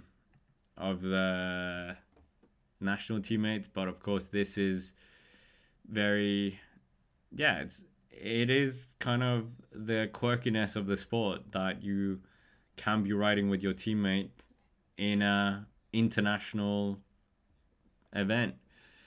So yeah, who knows what will happen? Well, I think we all know that Tadej Pogacar is probably going to win, let's be honest, at this point, unless this second group can get themselves a bit working together. In that second group, we got Primoz Roglic, Matthias Skelmos Jensen, Julian Bernard surviving after being in the breakaway. Pavel Sivakov, Paul Cesaks is up here, so he's doing a very good ride as well. Bauke Mollema, Jai Hindley, Michael Matthews, Juan Ayuso, who dropped back to this group. Mark Hirschi, former UAE rider. Richard Carapaz, Ben Healy, Tom Skoyens. And then in that chasing group, Remco Evenepoel, they're around 12 seconds down. They've got Remco Evenepoel, Quinten Hermans, Louis Verake, Tom Pidcock, and Tjamen Arensman. So if those two groups maybe could get together, potentially that would give it a bit more of a chance of some work being done, because there are a number of riders or a number of teams that have more than one rider, but there are a lot of riders sitting there alone, like Ben Healy, like Richard Carapaz, like Juan Ayuso. So maybe they wouldn't be as inclined to do the work. Matthias Skelmos Jensen also completely isolated as well. So plenty of these teams not having any riders other than potentially just their leader. But yeah, a lot of these teams are licking their wounds a bit. But they need to get this organized, because we saw it last year. If you give him a finger, he takes an arm, Tadej Pogacar. It's the best classics rider by, I think, basically every metric is Tadej Pogacar, and that's the guy, well, not purposely let go, but I think they could have done something else, make the race more aggressive early on, do things like that, or try something. Don't just let it come down to this. So, yeah, but we're here again. Deja vu. At least he's got Isaac Del Toro, his teammate for company. Who knows? We'll see what happens. But Kigali, we're going to see the first ever two-time Slovenian world champion being crowned here. But for the time being, we're seeing plenty of riders trying something. Who is this? This is one of the Colombian riders. Who is this? It looks a bit like, who am I thinking of? It's not Sergio Higuita, but one of the Colombian riders trying to do something here. Towards the back, we're seeing a lot of riders here in the third chase. Who are we seeing? There's a lot of riders in this third chase. Plenty of Italian riders, plenty of Australian, plenty of the Danish guys there as well. But yeah, 43 seconds between Del Toro and Tadej Pogacar to the next chasing group. It was Tejada, Hero Tejada. I thought it was Tejada. Just couldn't get his name to the front of my mind. But Hero Tejada, he's trying to do a counter move here from the third chasing group, which they are referring to as now the peloton on Pro Cycling Stats. But Remco Evenepoel in a spot of bother here, really just blowing up a bit. Obviously, a lot of the talk was about Remco and Tadej doing crossing swords again. But, I mean, normally when they do do go head to head in a road race, yeah, it does just end up being yeah, it just ends up being like this, that Tadej just has it better. He is a better classics rider than Remco Evenepoel, despite Remco being a two-time champion in terms of Liège, Bastogne-Liège. But every time they come head to head, it just does it, isn't it? 48 seconds now, so they built up 5 more seconds. They really need to get organized here. You've got the Tour of Flanders winner from this year out towards the front. You've got Isaac Del Toro, the second place winner of the Giro, or second place finisher of the Giro d'Italia, winning so many races already this year. And it's just incredible to see attacks happening here. I think this might be Richard Carapaz and one of the Portuguese riders not content with this pace. It's 49 seconds now. They're on this cobble climb as well. They are just trying to do everything they can now. So the second group and the third group have joined up now. So it's a fairly big group now, but they need to get organized. They might just be against 2 riders, but it's the 2 riders, the current and the future of UAE. So it's going to be very, very hard to bring this back, if I'm honest. Still 90 kilometers to go. I can't believe I'm saying this with 90 kilometers to go. But yeah, this is looking interesting for Tadej Pogacar. Already a victory lap, almost 90 kilometers out. But yeah, the second group, they've got plenty of riders or plenty of domestiques in here, so they could maybe get an organized chase together. We got Denmark with a few riders in here. Spain have numbers. Norway have a couple of riders I can see there. You've got an Eritrean rider there as well, 110. So what I mean is there is enough riders to try and get an organized chase together, but if everyone's being reluctant and just playing... Oh, it's Gabrak Sabir for Eritrea. I think he's going to be our best African rider potentially in this World Championship, so that would be good for him. But the Dutch trying to get something organized, but yeah, they're just not really willing to commit to this. And when you have someone like Primož Roglič sitting in there as well, and Pavel Sivakov, you don't really want to do anything. But Tadej Pogacar and Isaac Del Toro crossing the finishing line. We've got 6 more laps to go of the race. Pavel Sivakov is moving off. Is this Pavel Sivakov? I think it is. Of course, he changed from Russia to France. Ben Healy, he's trying to move off the front as well. A lot of Group 2 dynamics still going on here. And I think they need to get a more elite group from this group if they're going to be able to do some kind of actual effective chase.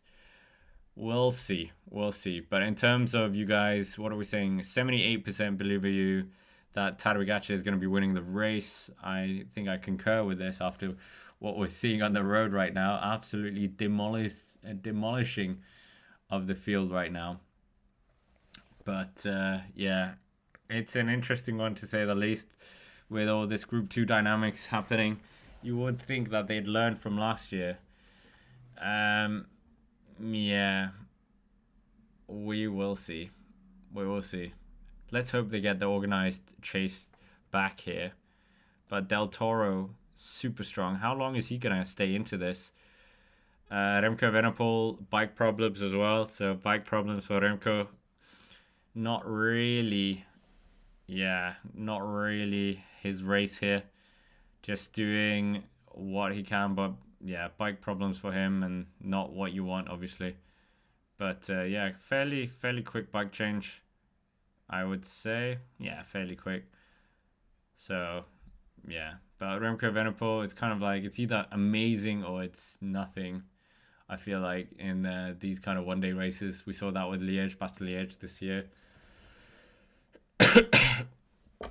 But 88.9 kilometers still to go. Maybe, yeah, he's just taking our ice pack as well. But yeah, this World Championship is really showing off Rwanda as a country, or showing off Kigali. And yeah, I think we all know that the capital of Rwanda now is Kigali. I mean, I knew that before, but you know what I mean. Yeah, it's true. Plenty of hills in the championships, whereas Jonas Vingegaard. Yeah, absolutely. He is going to the European Championship, so he is returning to the national team for the first time since 2018 when he did the under-23 in Innsbruck. But yeah, right now it's Tadej Pogacar and Isaac Del Toro. Still a lead of 54 seconds. It's just creeping up ever so slightly, these small gaps. Or their lead is extended ever so slightly. And we'll see how far they will get this up as well. But plenty of climb still to go of the same climb. What have we got? 1, 2, 3, 4, 5, 6 more ascents of this climb. And it's, of course, a delicious climb for Pogacar. He will eat this up every single day of the week in terms of being a cobble climb, uphill climb. I think there's no one in the world as good as him on an incline on cobbles right now. Not Mathieu van der Poel, not Remco Evenepoel, not anyone. Tadej Pogacar. I mean, we did see Wout van Aert dropping him on a cobble climb in Paris, but yeah, wet day, end of the tour. Yeah, a very different circumstance to like a one full gas event here, but 87.2 kilometers still to go, and we're seeing Jayed Hindley here working at the front, Skilmos as well trying to contribute, but I think this second group, 54 seconds down, they need to make a selection from this group, and then that group can work well together and try and reduce the gap. But I don't think this group is too bulky, not enough working together. And I think it's a classic case of Group 2 dynamics, and these guys are just racing for the bronze. That's how I see it right now. Maybe Del Toro cracks later into the race, but if Tadej Pogacar gifts the jersey to Isaac Del Toro, that would be huge. I don't think he will, but yeah, we did see he gifted the GB Kib Montreal to Brendan McNulty, but I don't think you give away a rainbow jersey, do you? I don't see it. Most of us don't see it in the poll either.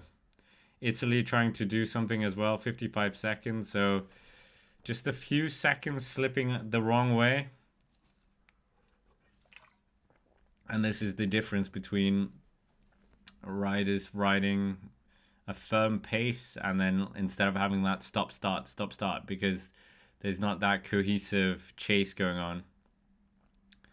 But Merkigali, great atmosphere it seems. I mean, these guys know exactly how to treat a bike race with the Tour Rwanda, as we said. So yeah, plenty of riders just going through the Mur de Kigali. We're not seeing the front of the race because we know what's going on right now. 55 seconds between Tadej Pogacar and Isaac Del Toro and the rest of the race. So the 1-2 in UAE, the future, and the current of UAE. We're seeing Slovenian riders going back to the team camp, dropping out of the race. Doma Novak, job done for him. He can just enjoy the race. Yeah, job done for him. Seeing one of the Colombian riders here dropping out as well. Oh no, one of the Colombian rider, Egan Bernal, is no longer in the race either. So that's a great shame. That the number one Colombian rider, I would say, Giro Tour winner, Colombian double champion as well, but no longer in this race. Not quite sure why he's here, Bernal, if I'm honest, because it's not really, well, cobbles. I mean, he's very good on gravel, but cobbles is a bit different. They chase us 5 Italian riders, 4 Australian riders, 3 Belgian riders, and quite a few other teams with 2 riders. So, yeah, strange. There's a lot of riders here that could really work together. 1 Colombian rider in here as well. I think that's Harold Tejada. 1 GB rider. That's a bit, yeah, a shame. I thought the GB team was going to be a bit stronger, but evidently not. Obviously, that 1 rider is Tom Pidcock. So Tom Pidcock doing a job. I would have liked to see Pidcock maybe attacking with Pogacar, but we don't know how his form is after the Welter. And usually the Welter form used to be that you would have to go to the Welter to have that good form, and then you go and win the World Championships. But not really the case in this era of cycling. You can kind of do whatever and still win. 84.2 kilometers, 53 seconds. So they have chipped away 2 seconds. 2 seconds have come back to that chasing group. Are they going to be able to do anything against the might of Tadej Pogacar and Isaac Del Toro. And yeah, 84 kilometers still to go here. Tadej Pogacar and Isaac Del Toro, a long way, but it is, of course, a circuit. We still have Remco Evenepoel in that chasing group as well. I think he is just not there. I don't think Remco Evenepoel, if you don't want a UAE world champion, it's not Remco Evenepoel, I think. But yeah, I would quite like to see Isaac Del Toro win. Can't become Mexican national champion because there's some dispute with the Mexican Federation and the UCI. But imagine if he was world champion. Imagine what world champion Isaac Del Toro would do for the Mexican sport. I mean, if Tadej Pogacar wins, we've seen that already. Obviously, it would be great for him, second rainbow jersey.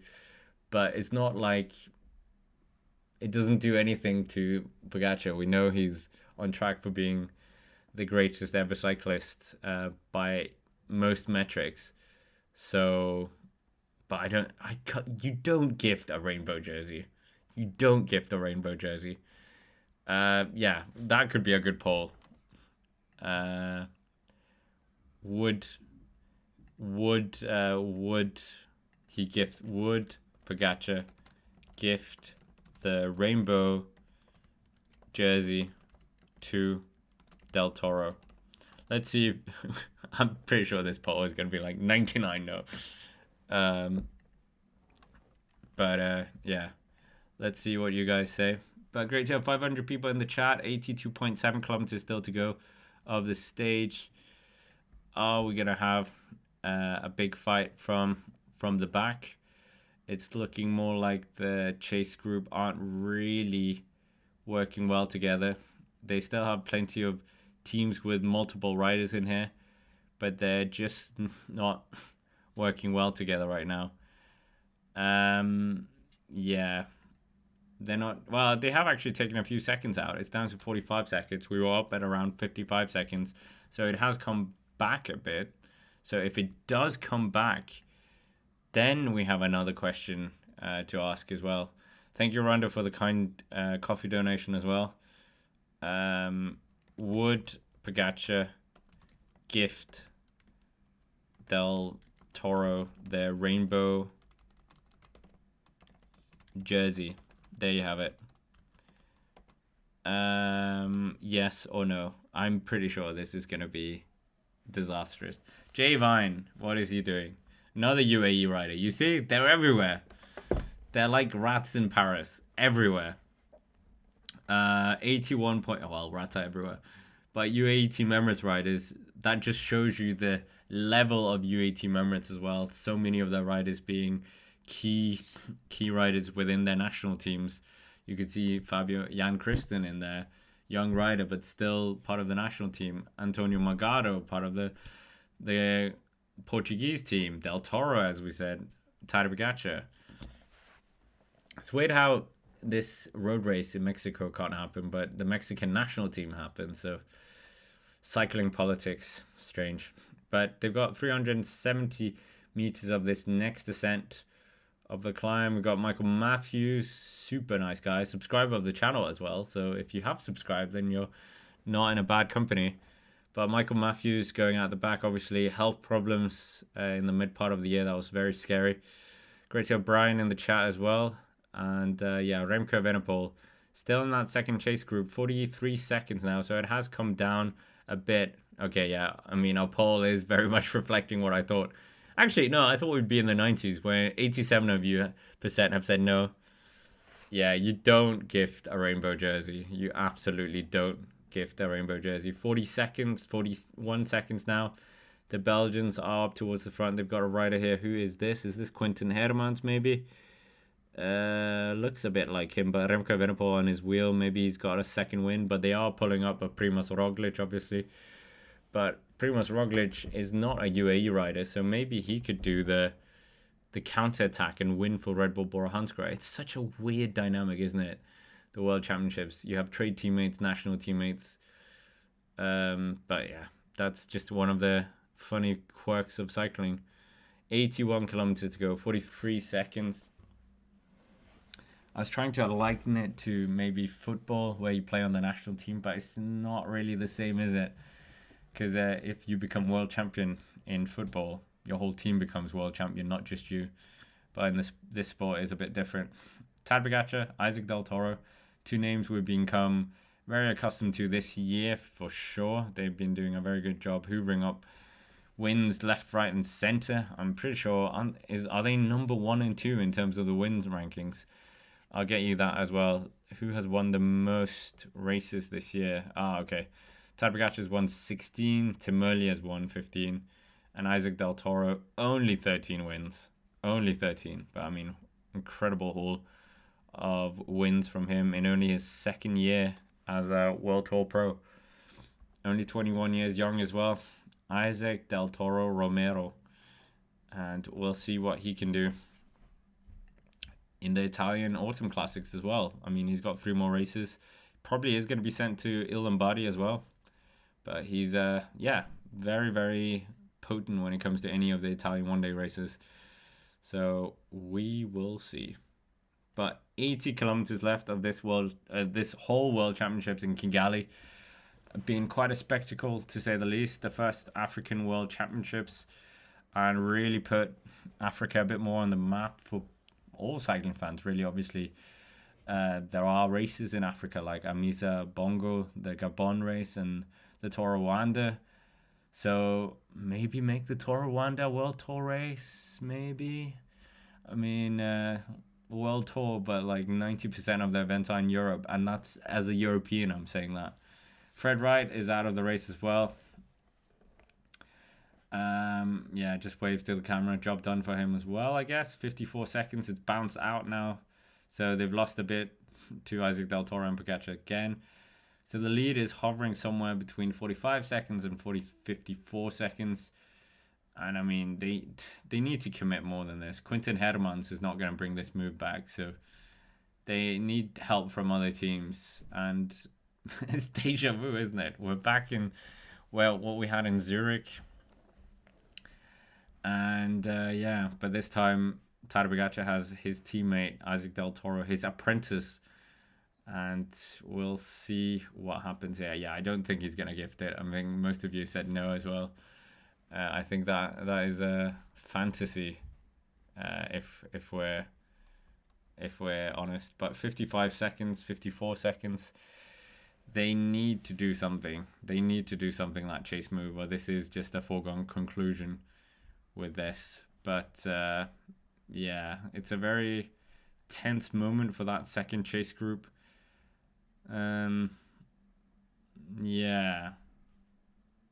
We will see. But the Belgians have 2 riders in front of Remco Evenepoel, so they will really need to do something. Remco just punching his top tube there, so that was a bit of acrobatics or a bit of theatrics here by Remco. Not quite sure what is going on.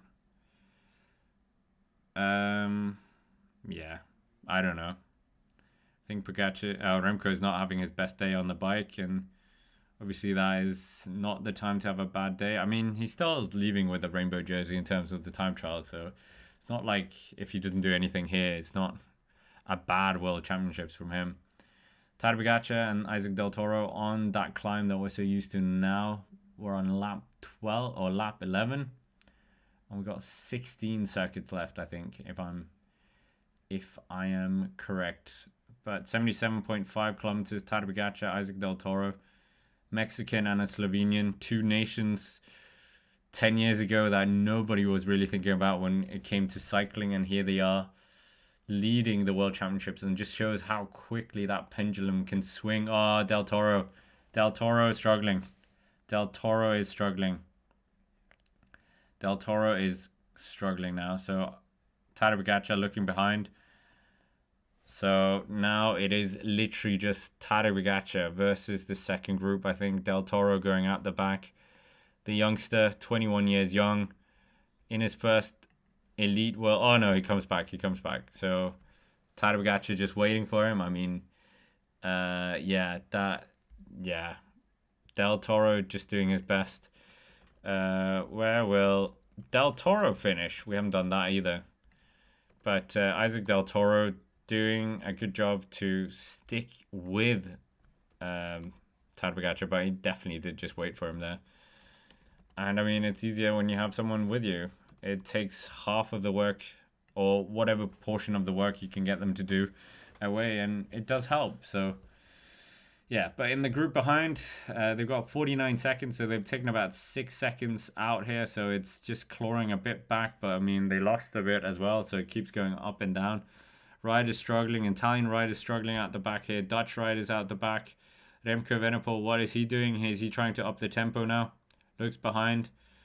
Has he got more mechanicals here? Don't know. But Matthias Skelmo Jensen up here as well, riding right next to Remco Evenepoel. Those two are not too fond of each other. Juan Ayuso's somewhere in there as well. But yeah, right now, Remco has another problem. Jade Hindley's just upping the tempo. He's got Ben Healy on his wheel. Tom Pidcock's up there. So the Australians thinking about doing something. But we need this elite selection. We can't. They need to get rid of their domestiques because obviously that's not helping. So they really need a motivated chase where they're all giving their all now. Norway's got a few riders in here as well. Skelmos Jensen seems to be the only Danish rider left. Gabriel Sabia struggling. One of the American riders going out the back there, number 67. But yeah, it's a bit of a mess now. The selection is being made in this chasing group. But who is going to make it? Miguel Honoré, they're saying, is somewhere up here as well. But I think we're going to see where all these guys are. The Italians were strong with Bajoli, with Ciccone, with Marco Frigo, with Masnada, Garfoli. We'll see how many of those riders are still up here when we come up to the top of this climb. 43 seconds now. 43 seconds. But Remco Evenepoel, more problems here. More problems for him. So we'll see what he does here. Remco just on the wheel. Matthias Skelmos Jensen here. Oh no, Miguel Honoré. Miguel Honoré is the number 21. Skelmos is number 23, race number wise. And Belgian here with number 14 struggling quite a bit. That's Outerbrooks, but Remco looking quite calm here. We've got, yeah, a lot of Group 2 dynamics. Ben Healy just upping the pressure here. He is a bit tired of this. He hasn't got any teammates, so he really needs to get up the road. It would be good for him. Richard Carapaz, is he one of the riders up here? But Remco, another problem. Another problem for Remco. This is, yeah, I think this is probably his day over, really. Yeah. What is wrong with his bike? Not quite sure. But a lot of, yeah, anger going on here. He doesn't want a neutral bike. The neutral service stopped by him. So very, very annoyed here, unfortunately for him. But 75.5 kilometers still to go, 44 seconds, and Remco Evenepoel, yeah, bit frustrated. Passions are high, obviously. You want to keep up with the chase. You're going to be burning a lot of bullets just to get this back as well. So obviously that's where the frustration comes, which I can completely understand. But Remco Evenepoel having a bit of a nightmare in terms of a World Championships in the road race anyway. Had that fantastic one in Australia. But yeah, 75.2 kilometers still to go. 45 seconds left. And yeah, Remco Evenepoel 1 minute and 33 seconds down. So you can see this is absolutely horrendous right now. And as Timo said, this is exactly UAE versus the rest of the world. Many of these riders looking around now. Classic Group 2 dynamics happening in this group. Plenty of UAE riders within this bunch as well. So Jan Kristen is a UAE rider and he's working. I think Pavel Sivakov is still in this second group. So yeah, there is a lot happening on the road still. 4 hours and 36 minutes done of the race. It's been a long day already. Remco Evenepoel, maybe he's just called it quits here. Doesn't seem he's like too eager to get. Shakes his head, so I think Remco's out. I think Remco's done. It's over. We can see Valentin Panapantra in the cars as well, so he's out. So I think Remco Evenepoel, unfortunately, just succumbed to all the mechanics or mechanical issues. So if it is the mechanics' fault, I'd be on the first plane back to Belgium right now before the race finishes.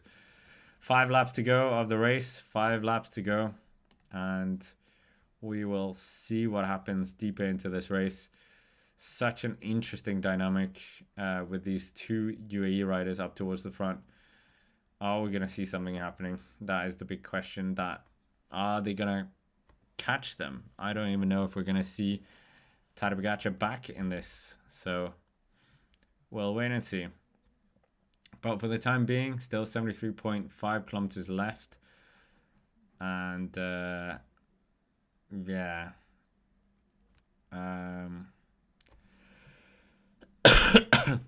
We will see. 38 seconds now. So it has come down quite dramatically. Well, not dramatically, but they've taken a fair chunk out of this. So maybe that second group is able to do something. They really need to keep the pressure on. Remco looks a bit more excited to do something now. So maybe he's a bit more eager to do it. But REMCO EVENEPOEL, not in the best position. So 73 kilometers still to go, 39 seconds. Still Pogacar and Isaac Del Toro. They've been out here since 104 kilometers.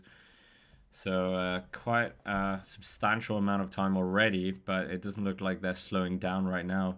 That second group really needs to get more organized. They've taken a fair bit out of them, but it's starting to come up again. Ben Healy in this second group.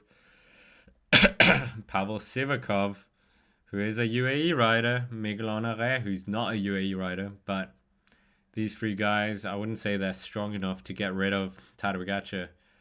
So a lot of looking around as well. There's no Matthias Skelmose Jensen in there. So it is a very strange dynamic going on, of course. But yeah, they're trying their best here. 72.2 kilometers still to go. A few riders trying to join this move. I think Juan Ayuso is one of them. But it has been, yeah, a quite attritional race here. Quite attritional race. Yeah. We will see. 72 kilometers, 40 seconds. 40 seconds.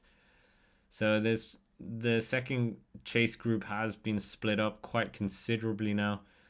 And there's a lot of riders just looking around what they can do. What are they going to be able to, do here? But 71.8 kilometers.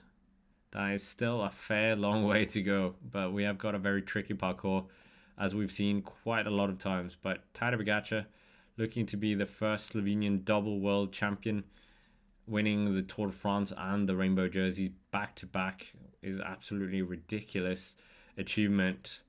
And right now at the front, it's Ben Healy, Pavel Sivakov, and Miguel Honoré.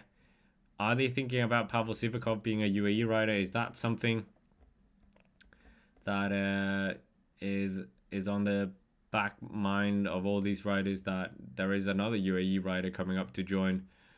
Who knows, really? Who knows? But yeah, there's a lot of looking around going on.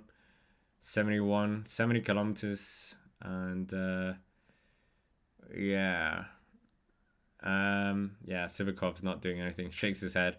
I think Sivakov has just activated UAE mode here. Victor Campenaerts is out of the race as well. Smiles, I mean, job done, I guess. He was never going to win this race, but just doing a job for REMCO EVENEPOEL. 70.7 kilometers, but Belgium has kind of blown up in their face a bit here, unfortunately. So, yeah, 34 seconds here. 34 seconds. It has come down. It has very much come down. The Belgians just trying to work something out here with Remco. Remco receiving a lot of TV time. Yeah, 1 minute and 29 seconds. He has kind of stagnated that gap. But is he going to make it back to that second, third chasing group?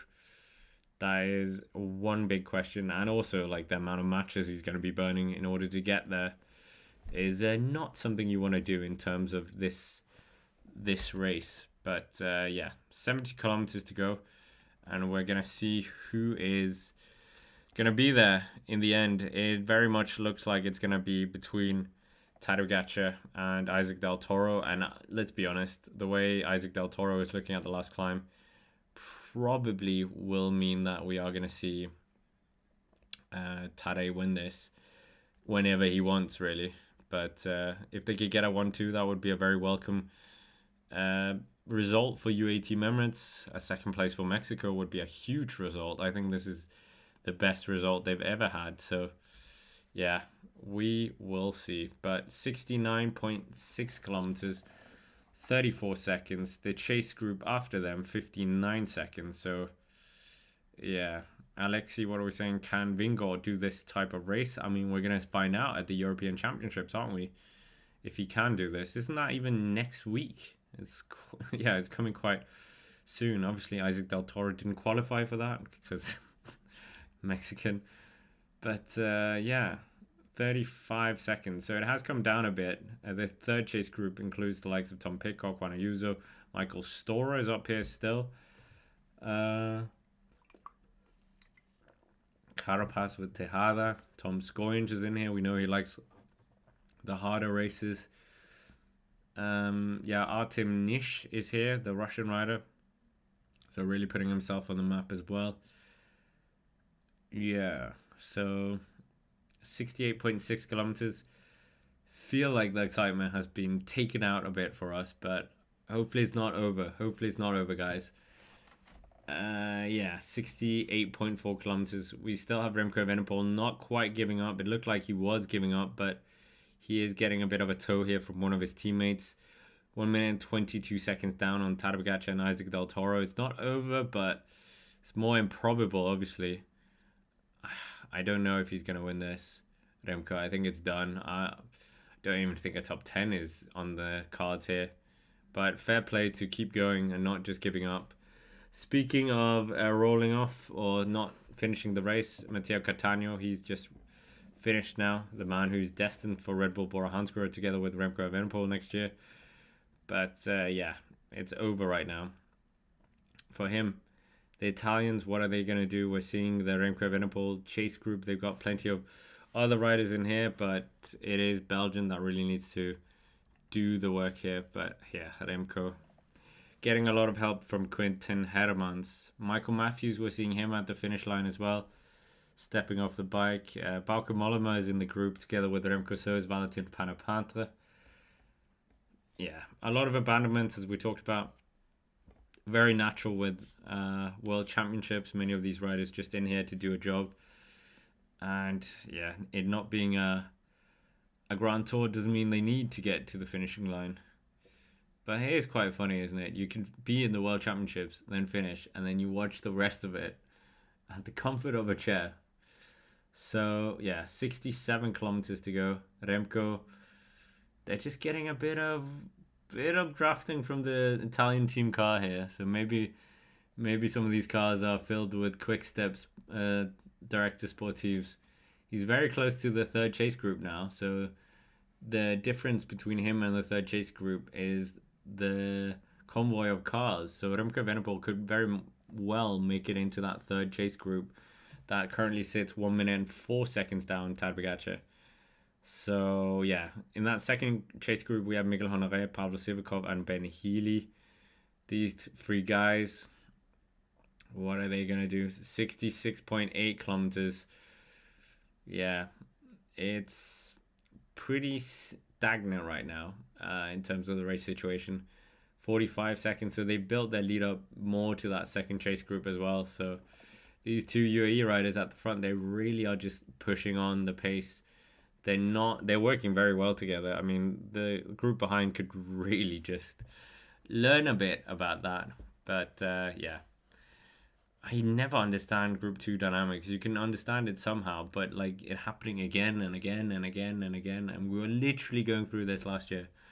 Del Toro is gone. Del Toro is gone. His day is over in terms of the front of the race, going out the back. So now it's Tadej Pogacar by himself.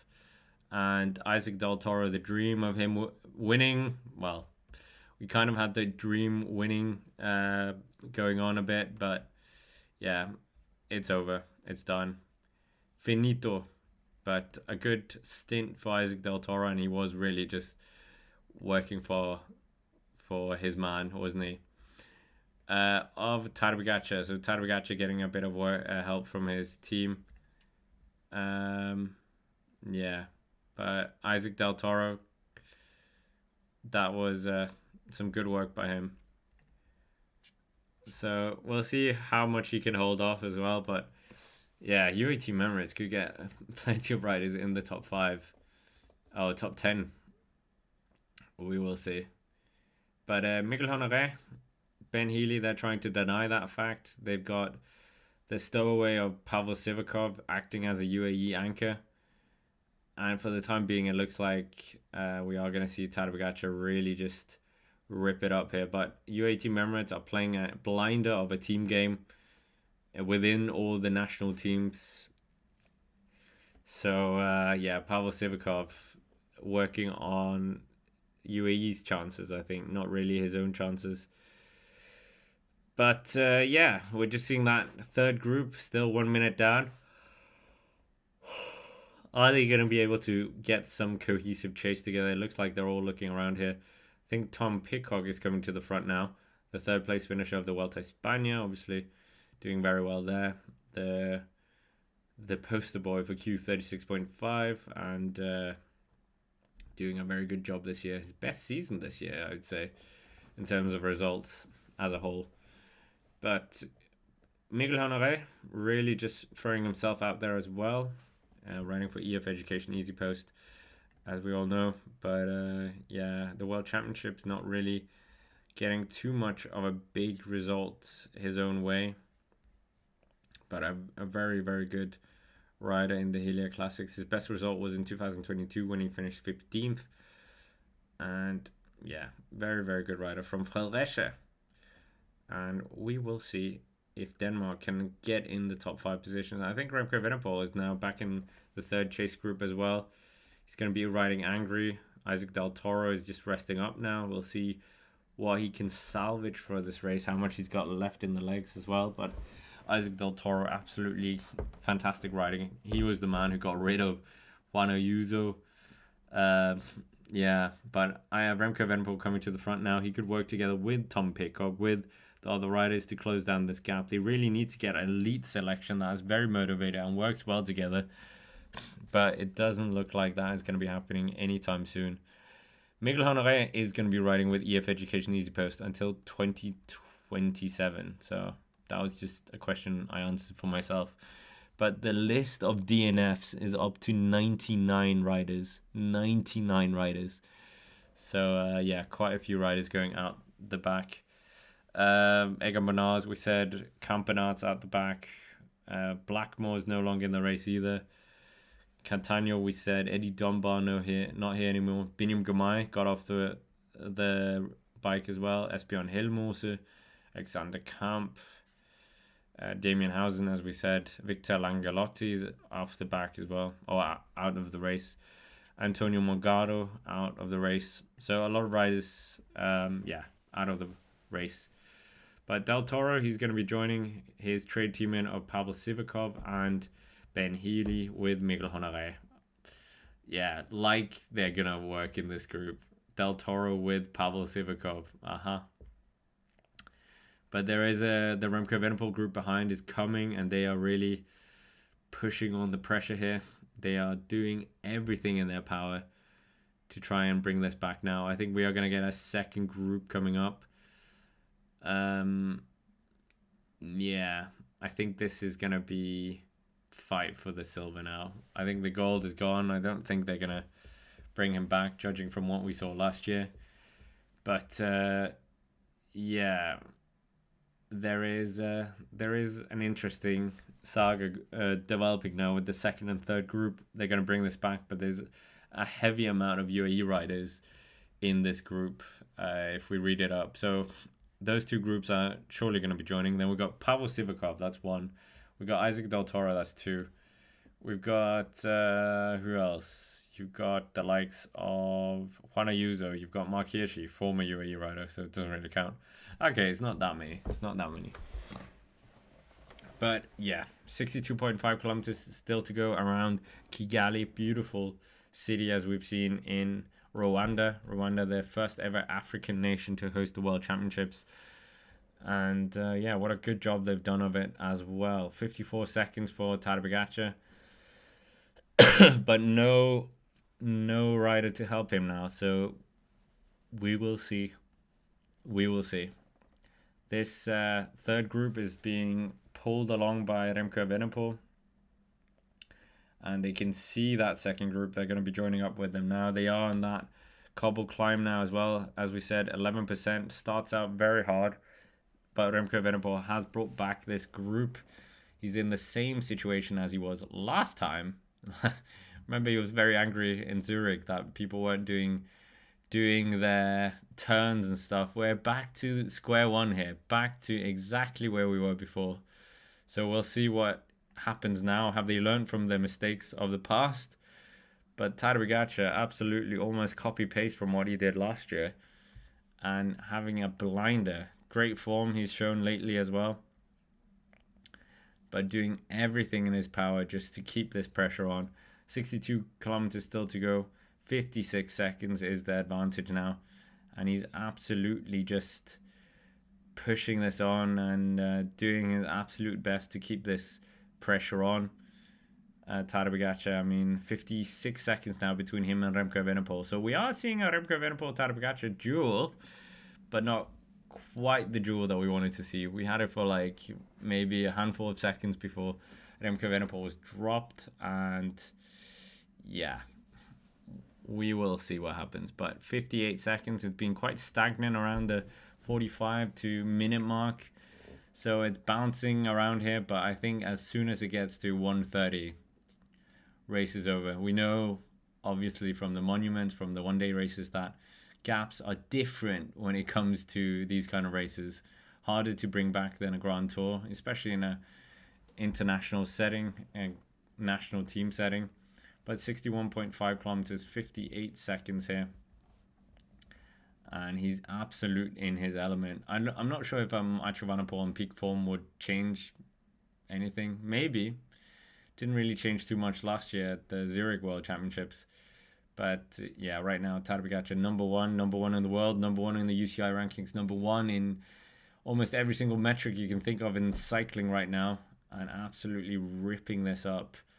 We can see Remco Evenepoel trying his best to split this group up as much as possible, or filter out the UAE riders. They've got Skilmos in there, Pidcock in there now, Jai Hindley, Ben Healy. So it's a very Ardennes classic group here. Remco, former podium finisher at Amstel Gold this year, obviously. Pidcock's finished on the Amstel Gold podium. Oh, he's won it before. Skilmos who won it this year. So plenty of those riders in the second selection. They really need to work together now. You need to put your egos aside and work very well together, but sometimes that doesn't quite play out between these riders. But Ben Healy as well, we know, very good in the Ardennes in the past. Jai Hindley, not really any Ardennes success that I can think about in terms of podium. But Paul Sesaks is trying to make it across this gap as well to that selection. Tom Scoringe, we don't have him. Obviously, we would love to see him medal here or win. Let's be honest, I would love to see him win. Thank you, Gary, as well, for the kind super chat as well. Really appreciate it. And every single one of you who have donated today. And I hope we're all having a great time. And smash the like button as well, as Gary says. We have, of course, got still a bit of a way of this World Championships. Don't worry, guys. We'll do the European Championships as well if you want to see that. We have TADEJ Pogacar and Jonas Vingegaard joining up for that again, head-to-head in a one-day setting. But judging by this, I don't think it's going to be any contest, really. But TADEJ Pogacar really just ripping this race up. Not really a too frantic attack. Just kind of Liège-Bastogne-Liège last year. Lifting the tempo a bit in the saddle. And, yeah, damaging everyone harder than we maybe anticipated. But, yeah, it's looking very good for many of these riders. Are we going to see a World Championship win from this second group? I don't see it now. I think this is Tadej's to lose because the gap is very, well, it's increasing and it's only Remco doing all the work. Remco really needed to harness his time trial mindset where he absolutely demolished TADEJ Pogacar. But the gap is a minute now, judging it by the line. So a minute, that is not good. Not good. Definitely not good. So we will see. We will see. It's not looking great, is it? I'm not against Tade. We all know this. It's just we want to see fiery action. We want to see fiery duels. And, well, I wanted Tom Scoynes to win this World Championships, but I don't think that's happening. Maybe. Maybe. You never know. But Remco Evenepoel, he's doing his best to try and pull this back together with all the other riders. I mean, Jide Hindley is going to be his teammate next year, so maybe they can get to a bit of negotiations, or I will pull for you in the tour or something like that. I will give you the leadership in some race. I don't think that's happening right now. 1 minute and 1 second. The lead is ever so slightly just trickling out, and it's not what you want to see. Remco Evenepoel doing a lot of the work here at the front, taking up a lot of the what are we saying? The mantle of trying to get this back. Fair play to him for doing that. And Remco Evenepoel, Skjelmose, Pidcock, Hindley, Ben Healy, that's the group chasing. Very strong group. Very, very strong group. Many of these guys, I think all of them, are the leaders for their respective teams. Yeah. Well, Jide Hindley, I didn't think he was the leader for the Australians, but who knows? So, yeah. Ben Healy, what can he do here? Yeah, as who was it? Paul said, need a repeat of Amstel Gold, likely over though. Yeah, well, we saw Remco Evenepoel and Skjelmose pull back Tadej Pogacar, and then Skjelmose won it in the sprint. Is that happening? Not sure. 57.7 kilometers still to go. 1 minute. It's around 1 minute 59 seconds, but I mean, that's not really the biggest difference, is it? Tadej Pogacar doing an absolutely sterling effort here to hold off the biggest guys in the world behind him. But 57 kilometers to go, and he's been out there for almost 57 kilometers. So, yeah, not bad riding by him, but he still looks very, very calm. And this group 2 is dynamics is somewhat playing a part now. I'd love to, if we could see the watts here, that would be a very telling information for us. But obviously, all the DSs and managers would know it as well. Pidcock here, what's he looking to do? Ben Healy's now towards the front. Pidcock, how much energy has he got here? Skjelmose in here. No Juan Ayuso here, unfortunately. He looked like he was doing very well to follow the move of Tadej Pogacar, but then cracking under the attack of Del Toro. So, yeah. But it's still a long way to go now. 56.6 kilometers, 1 minute. You need some real good cohesion in that second group. Remco Evenepoel needs to inject the afterburners and really keep the pressure on Tadej Pogacar if this was going to happen, but I can't see this getting pulled back. You guys, I think it's time for a new poll, isn't it? Yeah, but plenty of fans out. Has Pogacar won the race? Let's ask you guys that. I'm thinking yes, because I think they're not able to pull enough back on him. And they're not really looking like they're committing too much here, the second group. I'm not seeing like an all-out commitment. The chase of Juan Ayuso and Paul Zesax is about 15 seconds down on this second group, led by Remco Evenepoel. I'm not seeing Matthias Skjelmose Jensen coming up towards the front and pulling back too much. It's 1 minute and 2 seconds. Yeah, we can say 2 seconds is nothing, but it's still going out the wrong way for the chasing group. It should be going 2 seconds the other way. 1 minute and 1 second. Juan Ayuso, how much has he got left in the tank? Obviously, he wanted to try and make a statement here, announcement of his little trek move, all the various different things happening off the bike, the whole welter drama as well. But I mean, he still won 2 stages. Did help Juan Ayuso a few times. So I think Juan Ayuso's on paper still had a great year by most riders, I would say. So it's a weird one, isn't it? Taking a Giro win, taking two Welter stage wins, a number of other wins, and then also winning the Treno Adriatico for the first time. So yeah, Juan Ayuso. I do rate him, but yeah, obviously there's the whole notion that he has a big ego and all these things. Yeah, probably one of the reasons why Ineos didn't sign him, because they had Pitcock and that ego drama. But yeah, I don't know. I think if the ego is backed up by the results, then maybe it's fine. 1 minute and 2 seconds, so it's still hovering around that same margin. The group behind, about 20 seconds behind Remco Evenepoel, Tom Pidcock, Jared Hindley, etc. But it is Paul Cesar and Juan Ayuso, the two prodigies from the respective countries of Spain and France, trying to bring back this gap. Still 54 kilometers to go of this race.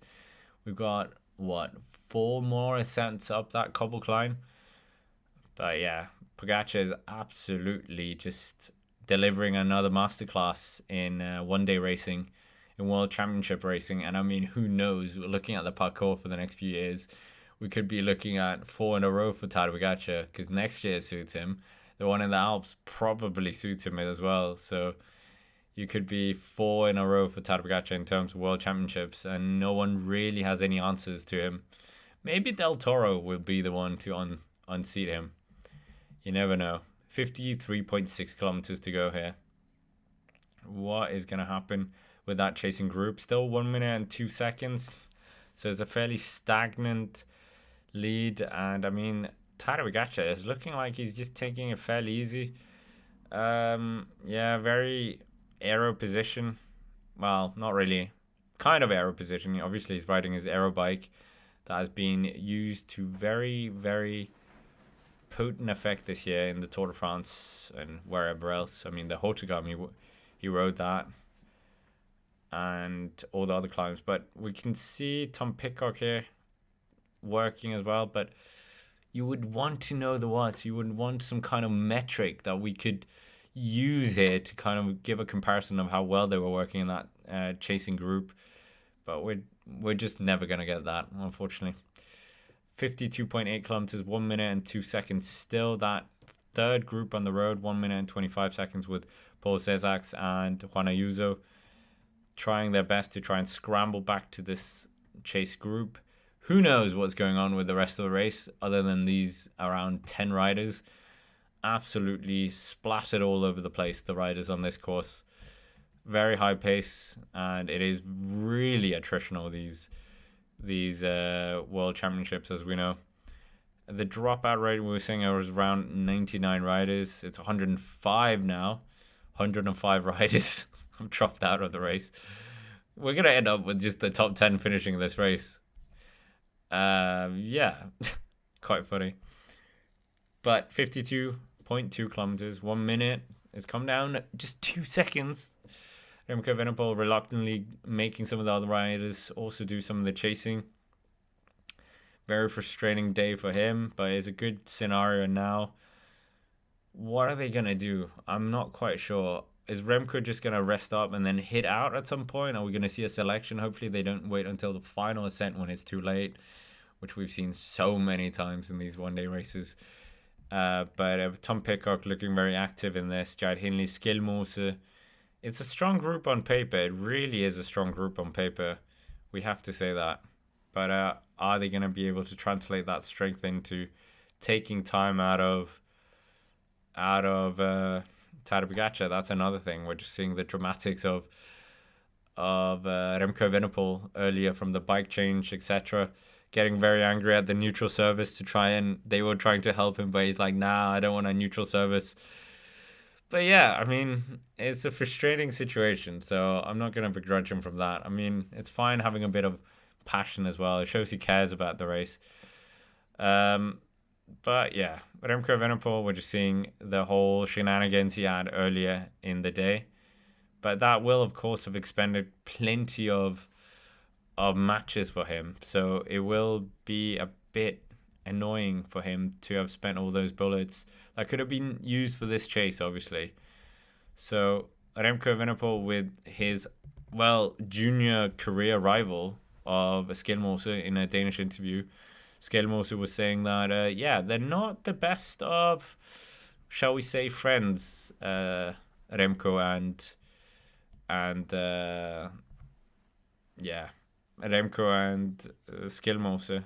Mathias Skjelmose Jensen always gives quite frank interviews, which I quite like. Like with this Juan Ayuso move, that he's not particularly happy that Juan Ayuso is moving to his team when they were promising to help him a bit more. So, yeah, I quite like that. Some people don't like it when they're quite frank, but yeah, Mathias Skjelmose Jensen is quite funny with that. He tells it how it is, and a lot of other riders would not be saying that. They would be saying very more media trained responses. Remco Evenepoel, Jide Hindley, Skjelmose, Ben Healy, Tom Pidcock are still the chasers, 55 seconds. So they have just taken about 7 seconds out of Pogacar. 1 minute 37 seconds down to the group behind chasing. So we will see. This could be a very fascinating battle if they get a bit closer. If they could get within 20 seconds, that would really open the race up. But I mean, still getting 20 seconds, getting all that time back is going to take quite a substantial effort. And I'm not sure they have that effort left in them. We will see. Hopefully. Let's hope so. But for the time being, it's Juan Ayuso and Cesar following 1 minute and 44 seconds down. I think these guys are not going to be seeing the guys. They are losing time to the chasers, so I don't think it's going to happen. So anyone who thought that we're going to see Cesar and Ayuso back in that second group, I don't think it's happening. I think the only probable thing that could happen is some of the guys in this group could attack up and join that front group. I think that is the only thing we're probably looking at happening. But for the time being, it's still Tadej Pogacar in the best situation possible. Pavel Sivakov here, I think he's just dropped back as well. Pavel Sivakov is just trying to latch on to Juan Ayuso and Paul Cesar, so maybe he's going to try and help out Juan Ayuso. Are they going to talk? No. And here you go. Pavel Sivakov, quite a peculiar role, isn't it? Because he's trade teammates with Juan Ayuso, but in this group, he's actually national teammates with Paul Cesar. Yeah. I love it. I hate it at the same time. I can't explain it. It's one of those weird things in cycling, but I love it and hate it. I don't hate it. I don't love it, but it's just what it is. So we'll see what happens here, but they're doing a very good job, that second group, to try and just... they're not making too much inroads, but they are certainly doing something.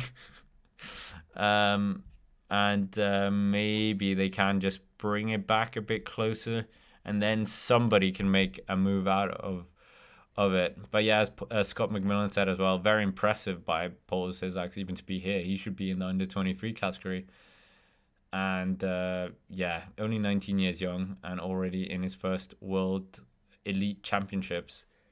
Who knows if he would have won the under-23 race? Who knows? Maybe.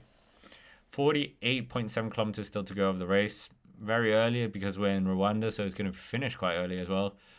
We're probably finishing in about an hour, if I'm honest. So, they're doing a good job just to keep everything... they're keeping the pressure on, but they're not putting enough pressure to put each other under real pressure. That's what I mean. They are, being a bit Group 2 dynamics, let's be honest. No one is, because there's medals up for grabs. So some of these guys would be fine with getting a third or a second. That would do a lot for them. So if you don't believe you're going to win the race, you might not just give that extra 5-6% in this chase, which Remco Evenepoel evidently is, but that might burn him out when we come closer to it. But still, Remco Evenepoel, Skjelmose, Pidcock, Jide Hindley and Ben Healy, 1 minute and 1 second. So you can see it's already back to where we were before. 2 minutes and 6 seconds for that third chase group as well, or third group on the road. But Tadej Pogacar is still just hoovering up the front here. All the fans in Kigali are seeing the world champion last year's Triple Crown winner for the first time since Stephen Roach. And he's going to be a back-to-back Tour de France rainbow jersey winner if he does this here. And I mean, he also won Liège-Bastogne-Liège back-to-back. And I'm pretty sure he's going to win Il Lombardia back-to-back-to-back-to-back-to-back. 100% record in that race, as we know. 47.4 kilometers left. He's got 1.1 kilometers left of this cobble climb here. We've got 3 more ascents of that climb to go. But the pace, yeah, it's fairly high. It's averaging 42 kilometers an hour right now over this very elevation intense course that we were saying. More elevation than some of the mountain stages in this year's Tour de France. Is really just showing how, obviously it's longer as well, so it's a bit of an unfair comparison because you're not comparing it equal lengths. This is 100 kilometers longer than some of the mountains race or mountain stages in the Tour de France. But you can also say, yeah, but there's no big climbs here. It's just those small jagged climbs. The Mount Kigali, the biggest one, and 5.9 kilometers long. Who knew that was the place where we're going to see the race won and lost? Yeah, after Zurich, I mean, Zurich was a bit of a surprise, the attack that far out. And Tadej just, yeah, this is just going to be his formula for the next World Championships many years to come, potentially. And if nobody can do anything about it, yeah, you can't really, who's going to stop him? I don't know. Mathieu van der Poel? Jonas Vingegaard? We'll see. But he is the best one-day racer in the world. He's demonstrating that right now as well. He's demonstrating in all the monuments this year as well. 46.8 kilometers still to go. He still has 500 meters of this 4th last ascent up this climb. And yeah, Remco Evenepoel pushing on with Jide Hindley, his future teammate next year. Tom Pidcock in there as well. Skjelmose in there. The Danish hope. But yeah, well, if Skjelmose gets a top 5, I'd be pretty impressed by that. Skjelmose World Championships doesn't really ring too much of a bell for me in terms of success for him. Let's just double check myself as well. Pidcock, I mean, he has had a 6th place in the past. But obviously he has an immense success on the international stage for the national team in the World Championships in very different disciplines, not in this one. But yeah, 46.4 kilometers. Tadej Pogacar just crossing the 4th last ascent up this climb, doing a very good job. And we're getting a bit of a move here by Jan Christen, I think, here in the 3rd group or 4th group. 3rd group, they're saying. 3rd group on the road. So Jan Christen's trying to move, and yes, I was correct. Skjelmose's been at 3 World Championships, never finished better than 10th. So a top 5 would be very good for him as well. So Jan Christen here, the youngster, very, very good rider. Another one of these super talents coming through the ranks. And yeah, we will see what will happen here. But are we going to see Jan Christen do something? I mean, he's been up there in many races and can potentially do something. But yeah, if he gets a top 10, I think that would be a very, very impressive result. But Remco Evenepoel is pulling them up this cobble climb. Ben Healy's just trying to do something here. Jide Hindley's dropping out the back, so he's a casualty on this climb. J.A. Hindley has gone out the back, so the Australian is no more in that 2nd group. 45.5 kilometers, 1 minute and 9 seconds. 1 minute and 9 seconds. Remco Evenepoel really pushing the pace still. Remco just keeping the pressure on here. Skjelmose on his wheel, Ben Healy on his wheel. These 3 riders, very, very good Ardennes Classics riders, as we said. Tadej Pogacar, 1 minute and 8 seconds now. It's creeping up now. I think we're going to see 1 minute and 30 seconds shortly. But Tadej Pogacar, he crosses the finishing line. 3 laps to go for him. And is this a done deal? Remco Evenepoel desperately wants to try and get this going. Tom Pidcock being dislodged a bit. Gapped, unfortunately, the Brit. So this is worrying times for the British rider. I thought Skjelmose was going to be gapped before Tom Pidcock. So yeah, it's looking interesting. This very, very interesting now. in that second chase group. They probably need to slim it down. Well, it's pretty slim now with 3 riders.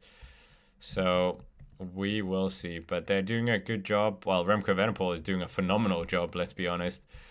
I have to say that. At Remco, this is the climb where the time trial was. And very different experience right now. He absolutely boom slammed Tadej Pogacar in the time trial. But, okay, the caveat, I have to put the caveat on there. Tadej Pogacar had his best result at a World Championships time trial. So, not many people remembered to say that. Remco Evenepoel, they come across around the 1 minute and 8 seconds. So, yeah, Tadej is doing his best time trialing performance right now, actually, on his aero bike. Del Toro, yeah, where is he? We haven't seen pictures of Del Toro. The one that I was hoping briefly was going to be the world champion, but yeah, of course, not really happening. The endurance of Tadej Pogacar is absolutely unmatched. It's incredible to see. We're seeing an absolutely masterclass happening in front of our very eyes. And yeah, that second group is just doing its best right now to try and claw something back. It's back down to 1 minute and 4 seconds, but they're just not able to get it into the 40s, into the 30 seconds. And it's a real struggle here. Real struggle. Remco Evenepoel looking behind. They really need to go for it here. But maybe they are just on their limit. That's the other thing. Ben Healy, Skilmos, Remco just tries to attack them here. He's a bit annoyed. He doesn't want it to be the same thing that happened at Amstel Gold. He just wants to get rid of Skilmos. He doesn't want another stowaway all the way to the finish line, and then he gets rolled. So it's going to be interesting. Skilmos would probably need to do some more work, but I mean, if you're in this kind of position, you're on track to probably get a medal. Maybe you just keep it going. Maybe you would just keep it, like, you wouldn't be too, you just do it. Just be a stowaway. Not really too bothered about Remco getting annoyed. But I was trying to see if Del Toro is still in the race. I haven't seen him DNF, so I think he is in that 4th group after the Jan Kristen attack. So right now on the road, we have Tadej Pogacar leading by 1 minute and 3 seconds. You got Remco Evenepoel with Matthias Skjelmos Jensen, Ben Healy. You got Tom Pidcock somewhere in between, and Jide Hindley. And Jan Kristen is denoted 3rd group on the road, but that's not really true, is it? The 4th chasing group, or the 4th group on the road, is with Roglic, Honoré, Ciccone, Jegat, Cesax, Pavel Sivakov, Juan Ayuso, Tejada, Del Toro, Scoinge, etc. But I think they're out of contention. They're almost 3 minutes down. So, yeah, Del Toro is, could maybe get a top 10. You never know. 41.9 kilometers for Tadej Pogacar, riding away solo. It's looking very impressive once again. Another impressive ride by Tadej Pogacar. He's absolutely heads and shoulders above everyone in terms of these one-day races. That's what we were saying. So it looks like it might be another rainbow jersey going to him, to his collection. Fine collection of wins this year. And we are 22 likes away from 200. So make sure to slap the like button as well if you haven't already. And 75% of you believe that it is going to be a Tadej Pogacar victory. But that means 25% of you have hope for that second chase group. Tom Pidcock is around 27 seconds down already on that second chase group. So, yeah. Tadej Pogacar pushing on, doing damage to the world's elite once more, like we saw in Zurich. And copy-paste. I think we are going to see copy-paste next year as well in Montreal. I don't see it not being like this, let's be honest. Because who can stop this guy on this kind of terrain? Jonas Vingegaard, yeah, I'm not even sure. I don't think on this cobble. I think it would be similar to what we saw with Juan Ayuso.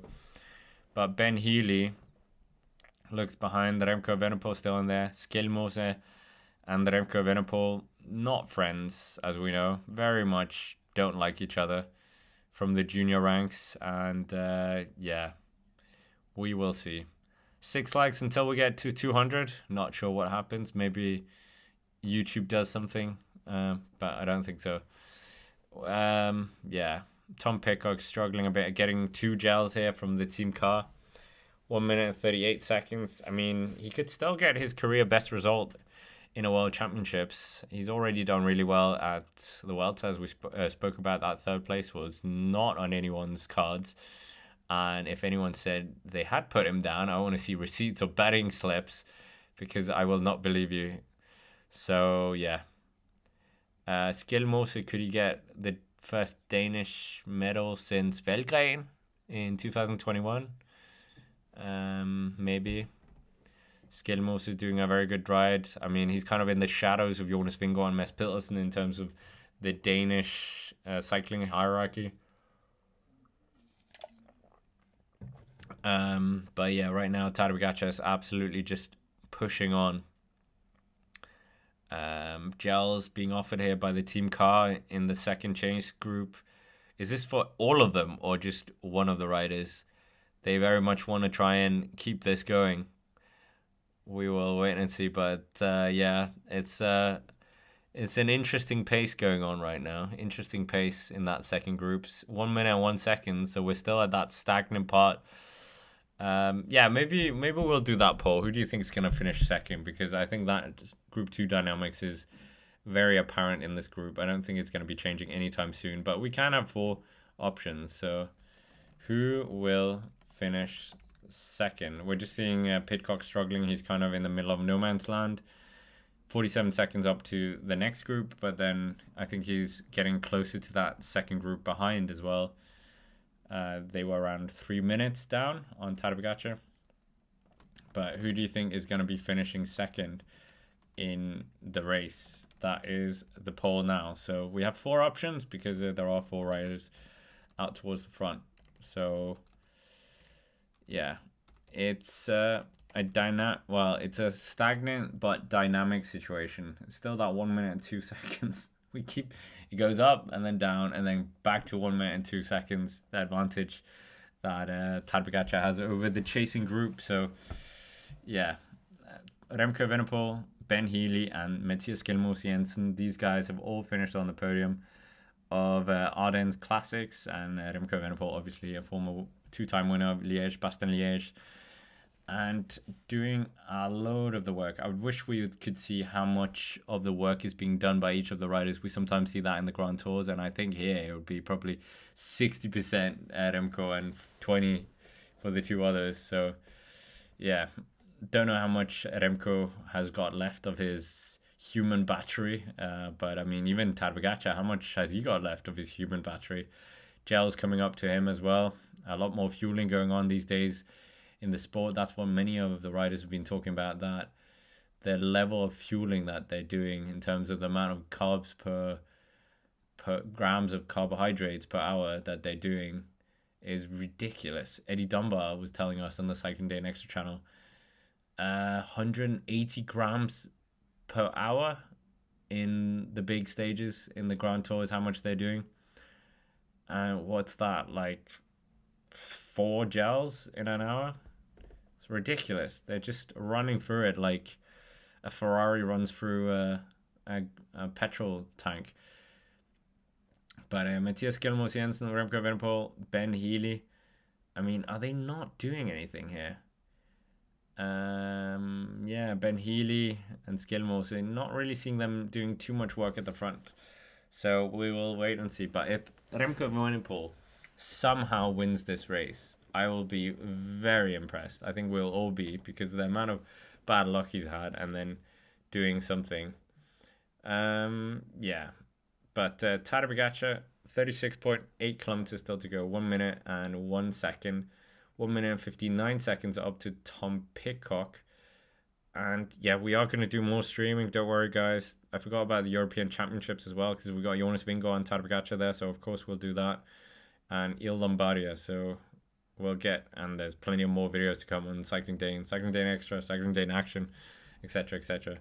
Cycling Dane cooking. No, I'm kidding. Doesn't exist. That will never exist. 36.7 kilometers, 1 minute. So they've taken 2 seconds out. 2 seconds. So 2 minutes and 4 seconds. Pitcock, 2 minutes and 4 seconds. So he's not going to be back, unfortunately. But a good ride. Let's see if he can get a better than his sixth place finish in 2021, 2022, whenever that was. But yeah, Pitcock, solid ride nonetheless. 36.5 kilometers. Tadej Pogacar just soaking in the local fans, the Rwandan fans, a lot of Rwandan flags around the circuit, as you would expect. And yeah, I think they're loving having the biggest riders in the world on their local roads. And yeah, Tour of Rwanda. Maybe we'll see more names, more World Tour riders going to the Tour of Rwanda next year. You never know. Put Rwanda on the map a bit more for their cycling elite. Yeah, Remco, Ben Healy, Matthias Skjelmose Jensen. They're in that second group. 2 minutes and 2 seconds of deficit still. 2 minutes and 9 seconds for Tom Pitcock. Yeah, Pitcock is not going to be catching this group, unfortunately. So, yeah, it would have been great to have seen Pitcock, Remco Evenepoel, and Pogacar really just taking chunks out of each other. But, yeah, that will have to be next year, unfortunately. Or the year after. We'll see. I don't think Pitcock is going to be going in the one in 2027. I can't see that happening. Great to have Paddy Dunn as well. He's going to be very excited about Ben Healy potentially getting the podium. And yeah, it's looking pretty good right now. Ben Healy is working at the front right now of the group. Skjelmose is... It seems like every time the camera turns to this group, Skjelmose always is on the wheel of Remco Evenepoel. So it's just slipping turns, not really wanting to do too much. We're seeing another one of the Belgian riders stepping off. Louis Verake just done his job. One of the French riders as well. Can't quite recognize who that is. Who is that? Not quite sure. But yeah, plenty of riders out, as we said already. Skjelmose coming to the front now, so maybe he heard what I said. So Skjelmose coming to the front. Curse of the commentator, isn't it? But Tom Pitcock, 2 minutes 17 seconds down. Tadej Pogacar has just extended his gap by 5 seconds now. It's up to 1 minute and 8 seconds now, so it's starting to drift out. And this is the point where I think we are going to see it drift out to maybe 1 minute and 30 seconds. Unless somebody attacks. But Pitcock, I think he's on the limit or over the limit. Struggling a lot here. But maybe he can just salvage a top 10 place. That would be a very good result from him. So, yeah, great to have so many channel members in the chat as well. But 35 kilometers still left of this race. It's been quite stagnant since the Mont Kigali to some extent. Or, well, not really. We've had... What have we had? We have the Del Toro attack. We had, well, Del Toro... Juan Ayuso drama, that was quite interesting. And yeah, we got Skjelmose in here, we got Healy in here, we got Remco Evenepoel in that chasing group, Pitcock out of it, unfortunately, with Jide Hindley. So no Red Bull riders, well, soon Red Bull rider with Remco Evenepoel. So yeah, Remco, what are we gonna do here? What are we gonna do? Or what is he gonna do? Red Bull obviously would love to have the double Olympic, double world champion, but I think they'll have to make do with a double Olympic and a world time trial champion, which is not bad. So we'll see what happens here. We'll see what happens. But it's 1 minute and 8 seconds now, so they have just lost a couple more seconds, which is the wrong way if you are in a Group 2 situation. In terms of our second place, you guys have said 38% have gone for Remco Evenepoel finishing second place. Ben Healy getting 29% and Skjelmose 15%. And Tadej Pogacar has received 19% of the second place votes. So a few of you think Tadej Pogacar could be, yeah, you never know. I mean, he could get puncture the wrong place and then it goes the wrong way. But for the time being, it's going the right way for him. Remco Evenepoel, I mean, Remco should just attack at this point because I think he's a bit frustrated with the two other guys. So 33 kilometers. Are we just gonna see them do exactly what happened in Zurich? Is Tadej Pogacar or Remco gonna be a bit annoyed over one of the finishing lines like we saw in Zurich? You never know. 1 minute and 6 seconds. So it is still hovering around the 1 minute, 1 minute and 6 seconds. So yeah, who knows? We will see. But Tadej Pogacar just navigating this circuit like a supreme cycling icon as he is right now. He's absolutely just ripping this course to shreds. And I'm sure we're going to see him maybe pick up his second ever rainbow jersey, which will be historical in its own right as well. Because when's the last time we had a back-to-back Tour de France rainbow jersey winner? Pretty sure I'll have to find that out. But yeah, 1.2 kilometers left of this cobble climb for him. This is the third last ascent, and we are just gonna see what happens. But it's a very long race, and yeah, this, I don't know what Remco's thinking. No, thinking maybe is not as important as feeling. I think the feeling is more important. How is Remco feeling? Tadej Pogacar is really just trying to push the pressure even more, eke out a bit more of an advantage where he's very good, as we know. There's apparently only 33 riders in this race. There's only 33 riders, according to Pro Cycling Stats, left. That is crazy. We're not going to get a top 40 in this race. Wow. 1 kilometer left of Tadej Pogacar on this third final climb. Slovenian flags on the side of the road, a lot of Dutch flags as well. So they're doing he's doing a good effort to just keep the pace high, just keep the pressure on, really just keeping the pressure on where it matters. And yeah, Remco, how is he feeling? That's what we want to know. Is there any way where we could know how they're feeling? That is the metric that we're looking for. Heart rate, I mean, if they put heart rate up, that would be pretty good. But again, they're not going to reveal that data, are they? They only reveal that kind of data when it's riders that are not really in contention. But if we could get heart rate here, I think Skjelmos is looking like he's suffering a bit. So I think Skjelmos could be the next guy to below in terms of these riders. 31.8 kilometers still to go. But yeah, it's pretty strange, the situation right now. 1 minute and 8 seconds, so that's our new norm. It's not 1 minute and 2 seconds now, it's 1 minute and 8 seconds. That is our new norm right now. And yeah, Tadej Pogacar doing what he does best, trying to win bike races. So we will see. I don't really understand these top fans rankings. YouTube should have explained a bit more the significance of that. Would have been funny if we had a bit more of an understanding of that. But Tadej Pogacar, YouTube fan rankings, which sounds so weird, aside in the stream, we have got him coming up towards the finish of this third final ascent of this cobble climb. Has well and truly done damage to this field that started at the start of the day.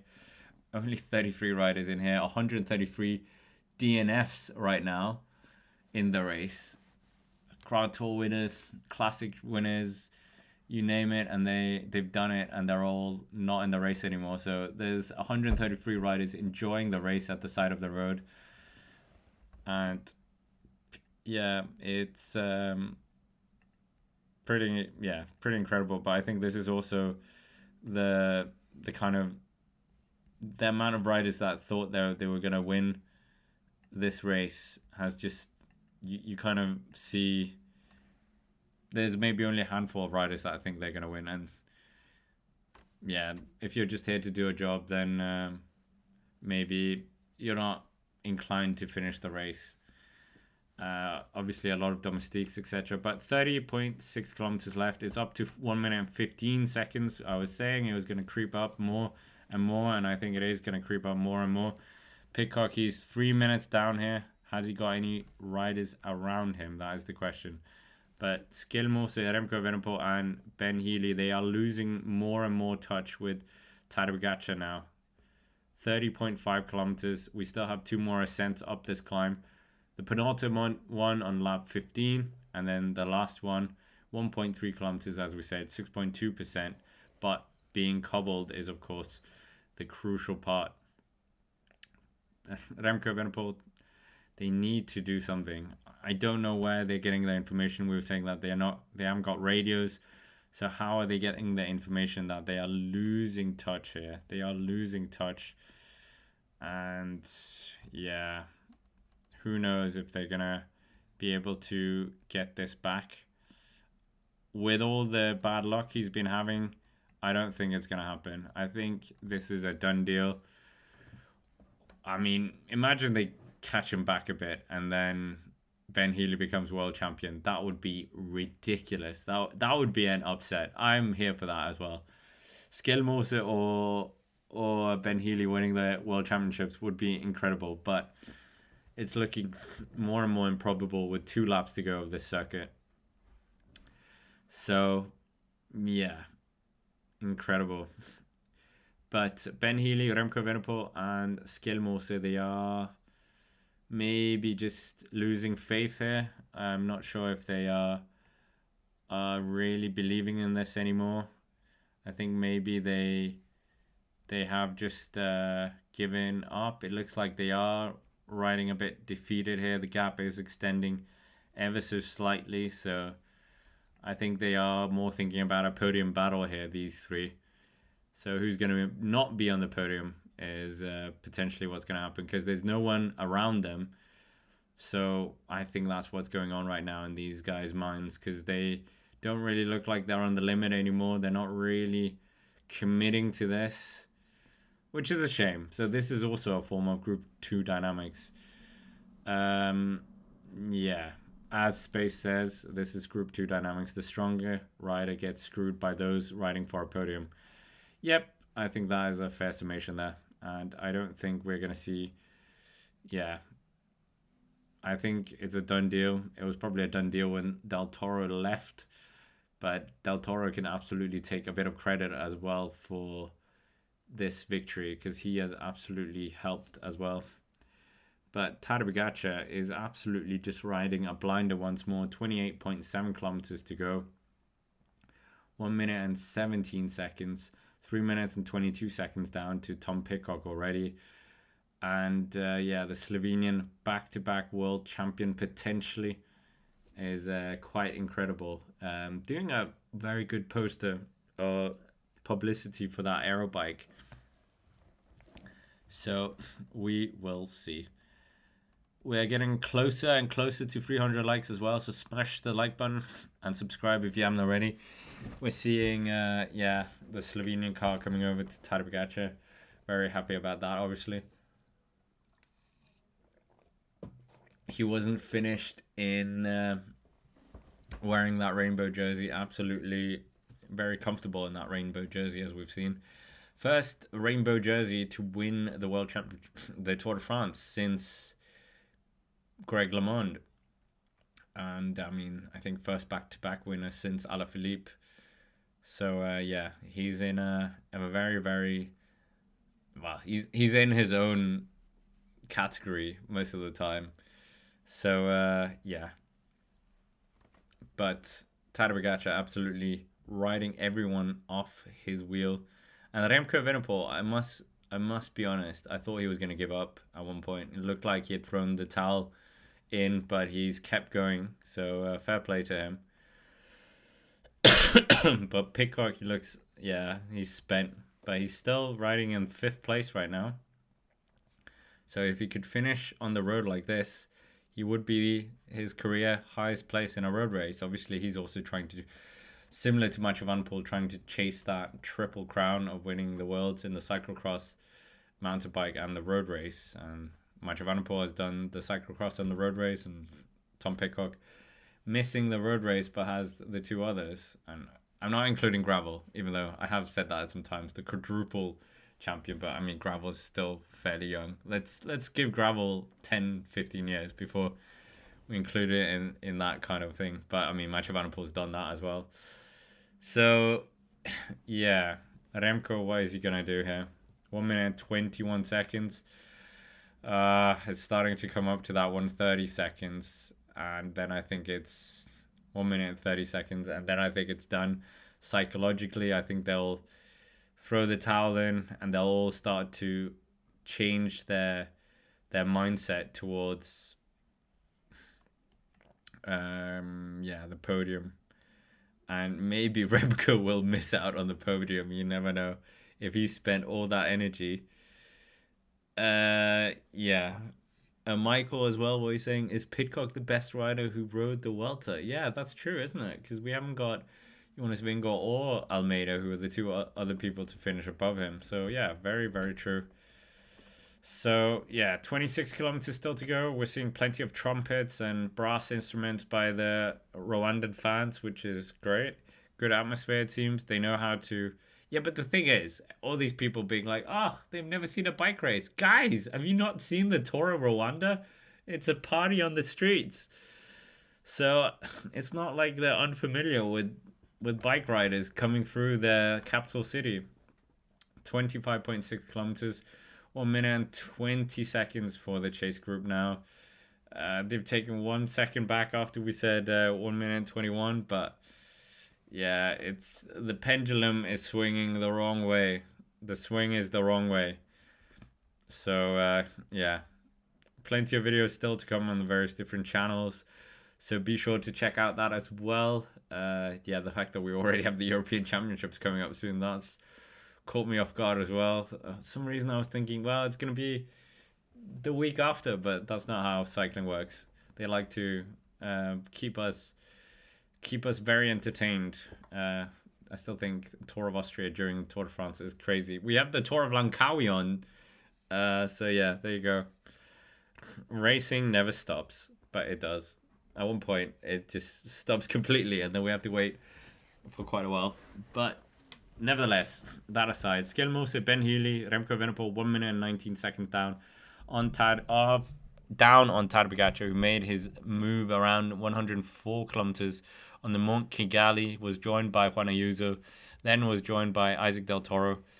And yeah, right now we are seeing him absolutely just sail up the road, doing his best at what he did last year as well. So 24.4 kilometers, 1 minute 18 seconds. That is a substantial gap when it comes to these one-day races, these very attritional races where everyone's on their limit.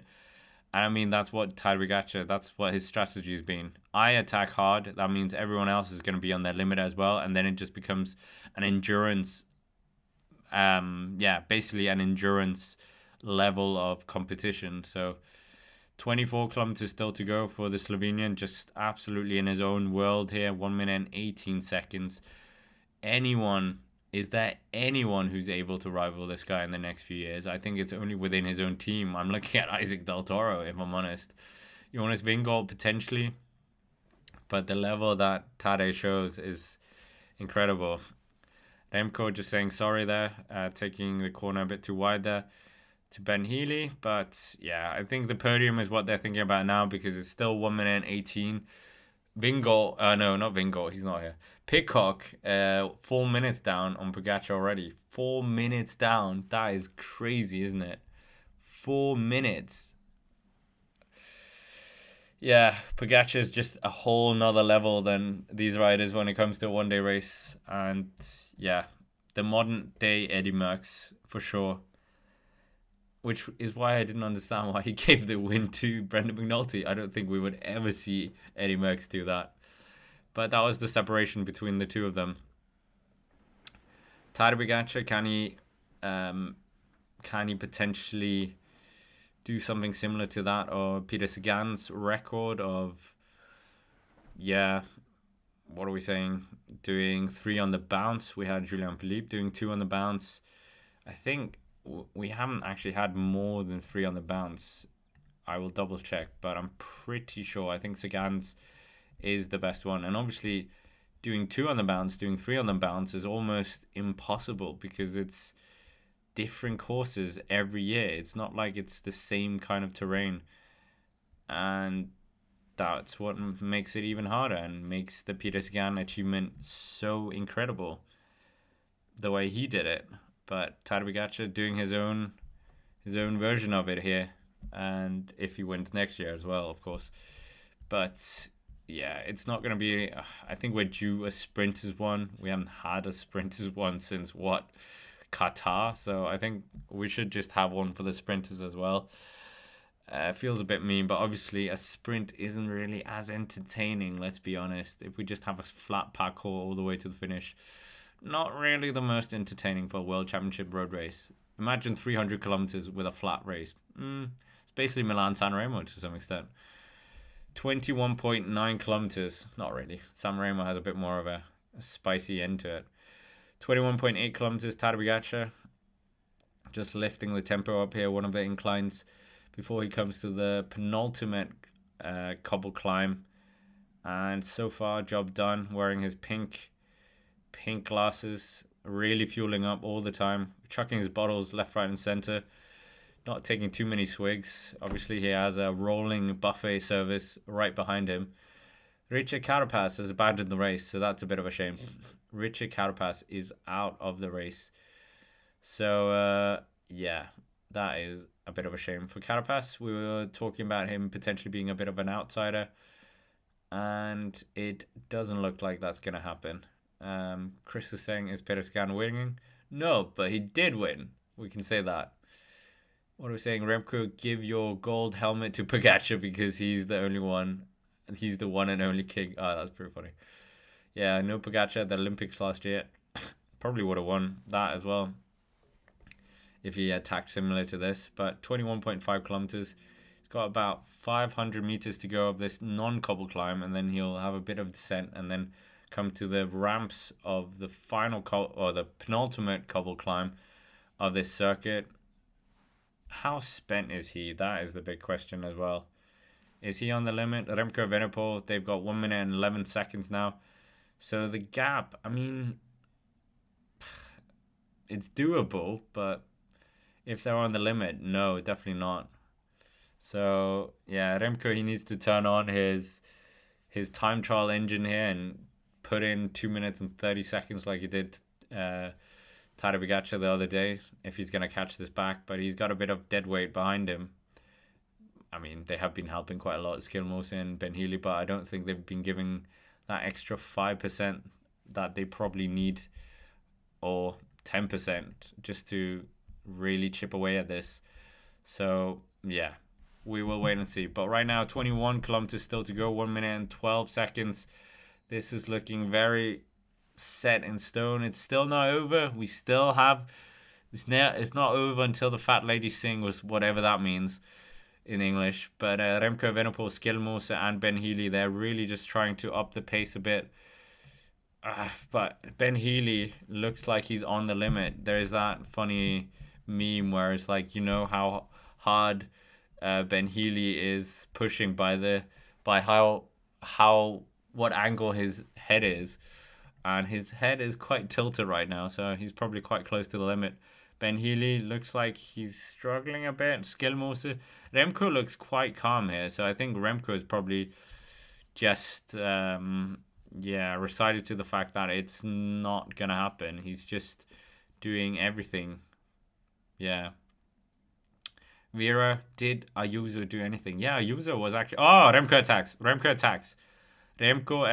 Finally. I think this is a bit too late, but Remco has just attacked. So we said he looked a bit fresher there, and that was a good attack. Just thrown it in there. Absolutely bazinga move there. So that was a good little attack there by him. Really distancing Skilmose and Ben Healy. And forgive me if I'm wrong, but this is giving me thoughts of Il Lombardia last year, where we had Tadej Pogacar attacking off, and then we had Remco Evenepoel being the one chasing him down. But for the time being, Remco Evenepoel on his own here, doing everything in his power to try and bring this back. 1 minute and 6 seconds. it's a big margin, but again, we would love to see heart rate. We would love to see something, power data, etc. That would really give us the indication how Remco is feeling. Is this doable? But that is also part of the intrigue, I guess. But Remco Evenepoel on his own here after having a bad day. A lot of mechanical, a lot of wasted energy here, there, and everywhere. And right now he is lighting it up. But is this too late? Is it too late? Still 19 kilometers to go. It's a fair way. Depends how much energy he's got left in the tank. How many matches did he burn? We don't know. We'll find out. That is what we're gonna find out. But great to have so many people in the chat. Let us know where you're watching from as well, and smash the like button. Let's see. Yeah, let's see if we can get to 500. We're almost 3 times as many here, so I'm sure we can do it. But 18.8 kilometers, we still got 2 ascents up that cobble climb, as we said. 1 minute and 7 seconds for Remco. Remember, the closest we've seen them really to TADEJ POGACAR was about 40 seconds. So it's a hard ask this. He needs to visualize. It's the World Time Trial Championships again, like we had it last week. And he claws him back because that's the only way he's going to claw back TADEJ POGACAR at this rate. 1 minute and 7 seconds. But yeah, honestly, I thought at one point Remco was going to tap out of this race. Okay, it's a long way to tap out for because going all the way to Rwanda.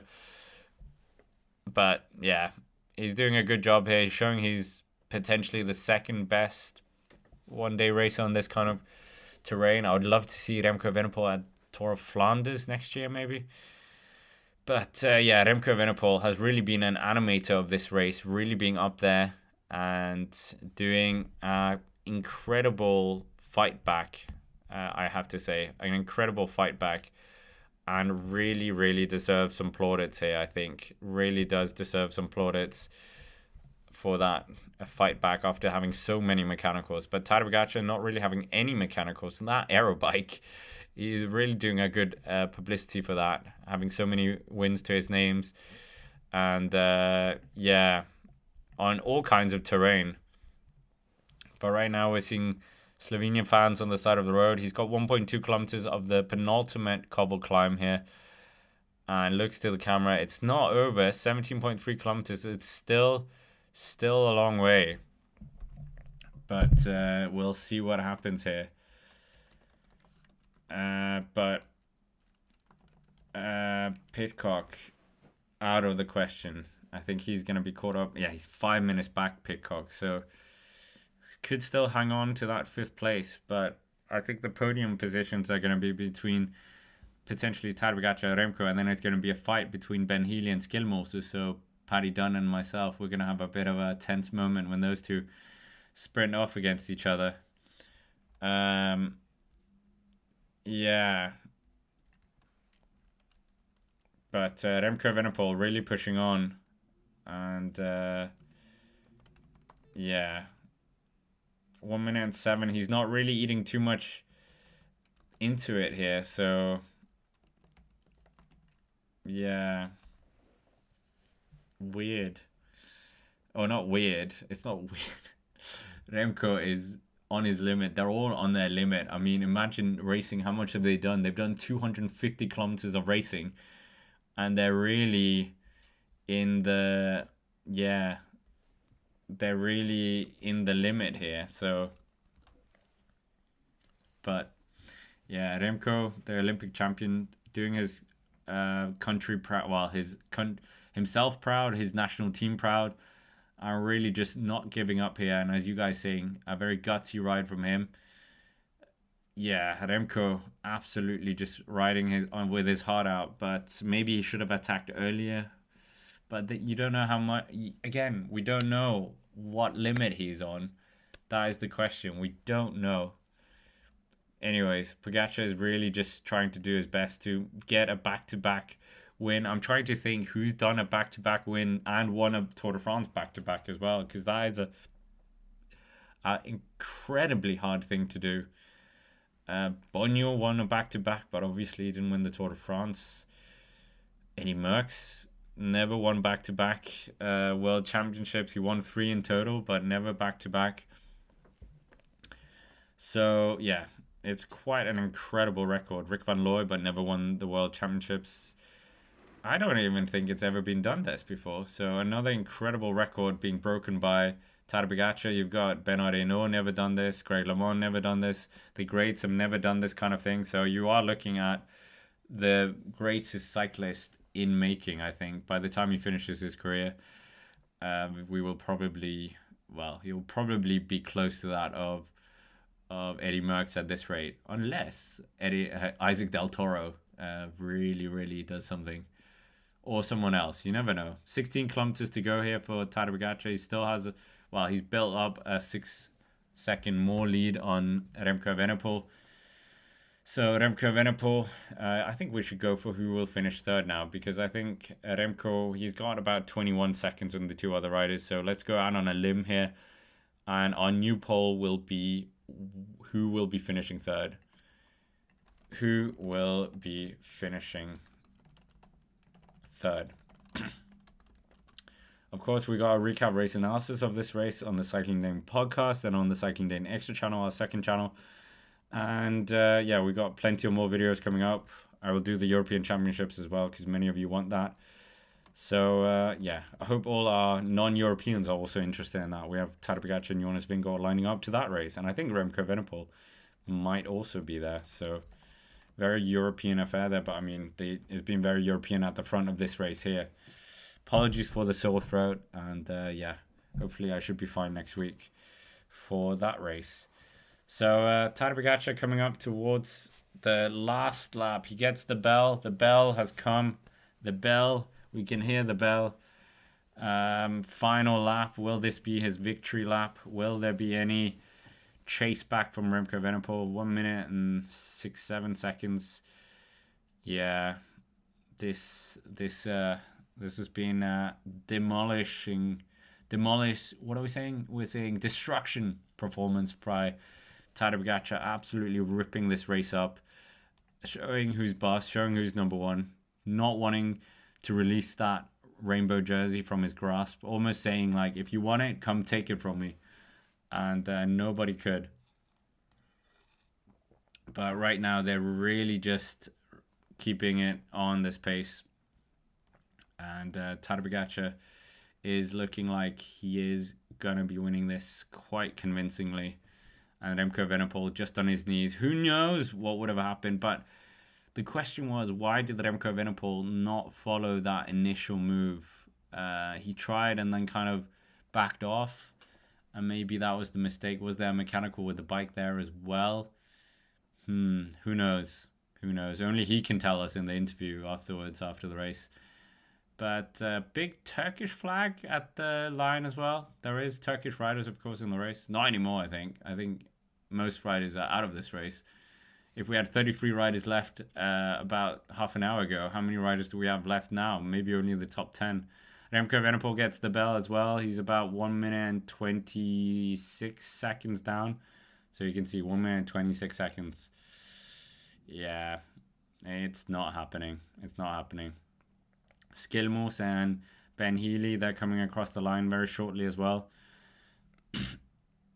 And yeah, Skilmos, Ben Healy, they're probably more thinking about that podium now.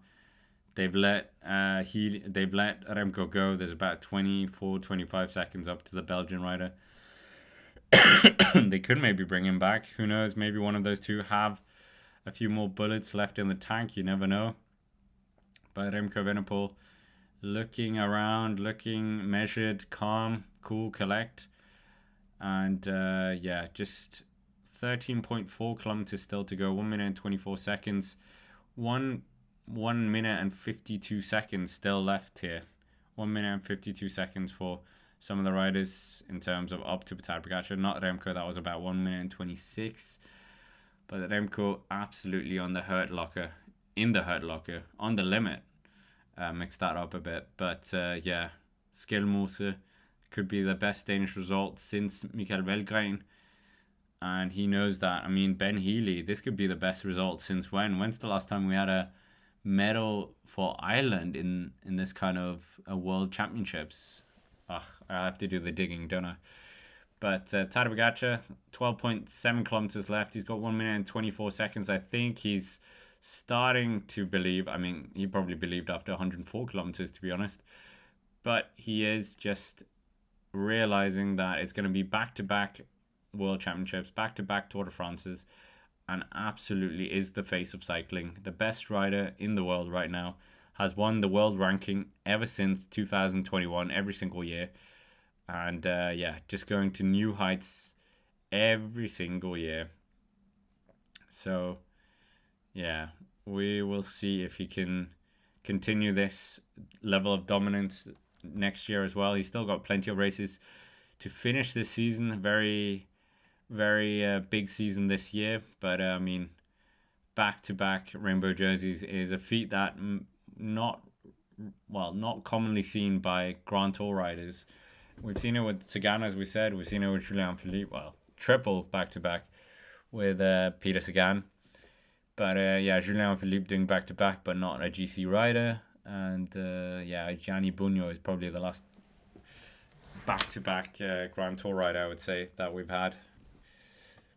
So it is another thing ticked off again for Tadej Pogacar. We'll see how the top 10 looks as well.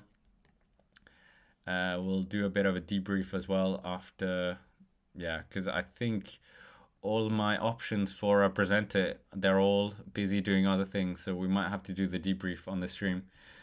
11.4 kilometers still to go, 1 minute and 24 seconds, 1 minute and 19 seconds, 1 minute and 59 seconds for the Chase group, 1 minute and 24 seconds for REMCO Evenepoel. So he's kept it quite stagnant, but just not being able to make any inroads. We were on round for 40 seconds, then was at 50, then it just built up ever so slightly. So crazy performance here by Tadej Pogacar. Gary's saying Stephen Roach 87 was the last time we had a medalist from Ireland. So I mean, there you go. If Ben Healy could do something about that, that would be very, very impressive. But obviously I want Skilmore to third place. Being a Dane, I'm going to be a bit biased there. 10.6 kilometers to go and 2 minutes now to Ben Healy and Skilmore from Pogacar. So Pogacar, you would love to see the power data, wouldn't you? The power data, that would be absolutely impressive. But we'll see. Tadej Pogacar, I don't think he's planning on releasing any power data anytime soon. I think it should be, they should just do it. It would kind of be like, oh wow, look, he did 500 watts for 7 hours. No, obviously he didn't do that, but it would give you a bit more of an insight of what level they're at this point. 10 kilometers left. The Olympic champion is trying to hunt down the world champion. And this is Remco. Remco's getting a bit spicy here again. What was he annoyed about? I'm not sure. But at the finish line, we've got Tadej Pogacar's girlfriend as well. They're giving her a bit of airtime as well. And you know nothing's happening in the racing when the winner's elect girlfriend is being pictured. Then you know nothing's happening. Creative camera work here. So 9.5 kilometers, 1 minute and 28 seconds down to Remco Evenepoel, 2 minutes and 8 seconds to the Chase. This is interesting. But let's have a vote. Which has been your favorite edition of the Worlds in the last 4 years? We normally do that as well when we have the Grand or the finishing of the Grand Tour. This is a bit different, obviously. Favorite World Championships. 2025, this one, 2024, 2023, I think that is my one, 2022. So which one has been your favorite Worlds in the last few years? I just like the Match of Evenepoel one because, as we all know, I'm a pretty big Match of Evenepoel fan. But Remco Evenepoel, 1 minute and 30 seconds, so it is coming out to that mark that I was saying. Great to have Rob here as well. Thanks for being on the mic for us. Just happened up on this. We'll do the European Championships next week, so I've told you all now. But it should be. It is a very interesting race. Well, I think the Remco narrative has been extremely interesting in this race. Maybe not the race itself. So, yeah, I think the Remco narrative with so many mechanicals and then fighting back has been quite a very, very interesting one. But yeah, the Tarwigacha attacking off, the brief looking around, that was very interesting with the various different riders from UAE. I thought that was very good. But yeah, it's yeah, Remco Evenepoel, his fight in this one has been really, really good. But right now, 7.8 kilometers left. We've got that final one. Imagine Tarwigacha gets a puncture on that final climb. Remco comes up. Then we have a sprint between those two. But I think in a sprint, Tade wins 99% of the time. Don't you? Or who won the Amstel? That was obviously Skjelmose, but wasn't it second Pogacar, third Remco? So yeah, Tade Pogacar still leading the ways here in Kigali, soaking in the last few parts of his World Championships. He's still got that final ascent up the last cobble climb, as we know. This is really, yeah, this is really a masterclass of one-day racing, masterclass how to win a World Championships. And Slovenia's crown jewel does it again. Not sure if Mathieu Van der Poel or Jonas Vingegaard could have done anything about this, if I'm honest.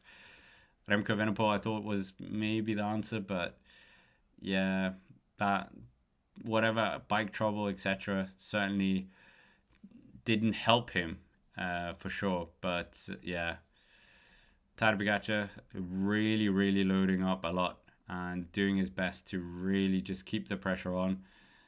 And the watts he must be doing, I would love to know. Obviously, they're never going to tell us. Does anyone know anyone at Strava that could tell us?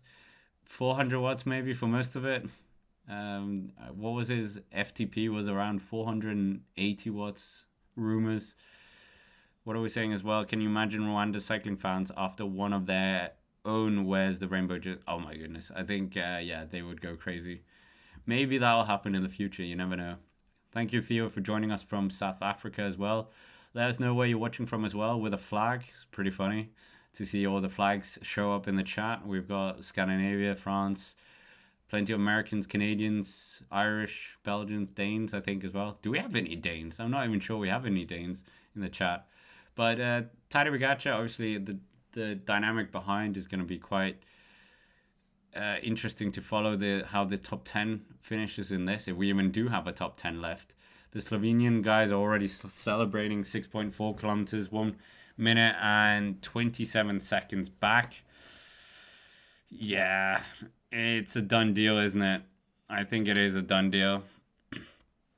6.4 kilometers. People think I don't like Tadej Pogacar, or as my Slovenian friend pulled me up on, Tadej Pogacar. He pulled me up. Uroš, if you're watching, I did it correct this time. But it's the dominant. We want to see the fierce competition. I don't care who the winner is anymore. Now we just want to see the close battle. But maybe I'm alone there, because 49% of you have said this has been your favorite World Championship. So I think I might be in my own pocket there. I want to see drama. I want to see blood, sweat, and tears. Gary in North California, NorCal, right? I met the NorCal guy, NorCal Cycling, very nice guy, Jeff. Sweden in the house as well. I mean, Sweden's leaving with a rainbow jersey, courtesy of Jakob Sundqvist. Very excited to see where he goes in the future. Little Trek, very exciting, as we know. But yeah, 5.9 kilometers still to go of the race. 1 minute and 25 seconds. Still a very stagnant situation, as we said. 2 minutes and 33 seconds for Skjelmose and Ben Healy. So I think they've just taken everything out of their chase as well. So they've just given up the silver medal, and they're going to give it all for that bronze. So I think that bronze is going to be a very, very entertaining fight. I think that is going to be a very, very entertaining fight. Ben Healy, a very, very good rider. Obviously British, but rides for the Irish colours. and very nice guy as well. Not that I've spoken with him, but he sounds very nice. Skidmore's a very frank guy. He chooses his words very, very frank. Oh, Ben Healy. Ben Healy is distancing Skidmore. Skidmore's third place is disappearing. This is it. Paddy Dunn, you have been summoned to the chat. It looks like it's going to be a third place now for Ireland. The first medal, well, I'm trusting you guys, since Stephen Roach back in 1987. 1987. Well, I'll try and double check that as well. But if that is the case, that is extremely impressive. I'm looking for Irish flags and pro cycling stats, but it looks like Ben Healy is going for, oh, no. We have had a medalist before that, Sean Kelly in 1989. So that was a third place as well. Did we have any others? But yeah, that was some very good riding by Ben Healy. He had him where he wanted him and just dispatched him at the right moment. Skidmore has gotten rid of Ben Healy in the past as well. But yeah, on this day, it was not him. It was not his day. I mean, we talk about funny world records, funny world's achievements, the three Peter Sagan ones, but people often forget Alejandro Valverde has a ridiculous record at the World Championships in terms of medals. 2012 to 2014, he was third every single edition there, and that was very different races. He was second in 2003 as well, 2005, 2006, but it really just, yeah, I think Pogacar and Valverde is probably similar riders in some respect. They have a good kick. I think Valverde probably had a better kick than in terms of sprint finish, but I think Pogacar is a better everything rider, mountains, etc. But Valverde and Pogacar are riders that are able to win sprints. So yeah, but Ben Healy is looking like he's going to be bronze, Ben, and this will be a very, very good result by him. What a good medal to get there as well. Great to have plenty of Danes in the chat, and many of Danes think I'm not actually Danish because I don't have the Danish accent, but I can assure you, very much Danish. Yeah, how can I prove it? But 3.2. Any apologies to any non-Danes listening. You would be like, what just happened? 3 kilometers to go. 3 kilometers to go. Tadej Pogacar still soaking up the atmosphere in Rwanda. This is going to be his second rainbow jersey to his name. And what an achievement this has been. What a season he's had in the rainbow jersey. We often say that there's the curse of the rainbow jersey. Yes, he has felt that, but didn't strike hard enough for him. And yeah, Tadej Pogacar is going to be the first ever world champion hosted by an African nation of Rwanda. And I'm sure we're going to see the continent host this World Championships again after that very successful event that they've had this time. Plenty of world champions, and maybe next time when it comes, we'll see an African world champion as well in one of the categories. 2.3 kilometers to go for Tadej Pogacar. Remco Evenepoel 1 minute and 30 seconds down. Not really doing anything really, and we will see what's going to happen later for the other riders. I mean, I think the podium is pretty set now. I think the top 4 is pretty set. We don't know where Pidcock kind of is hovering. We don't even know if more riders are even on the course anymore after that dropper rate being absolutely ridiculous. But Matthias Skjelmose, suffering, and unfortunately wasn't meant to be that third medal. 2 kilometers still to go here. 2 kilometers still to go.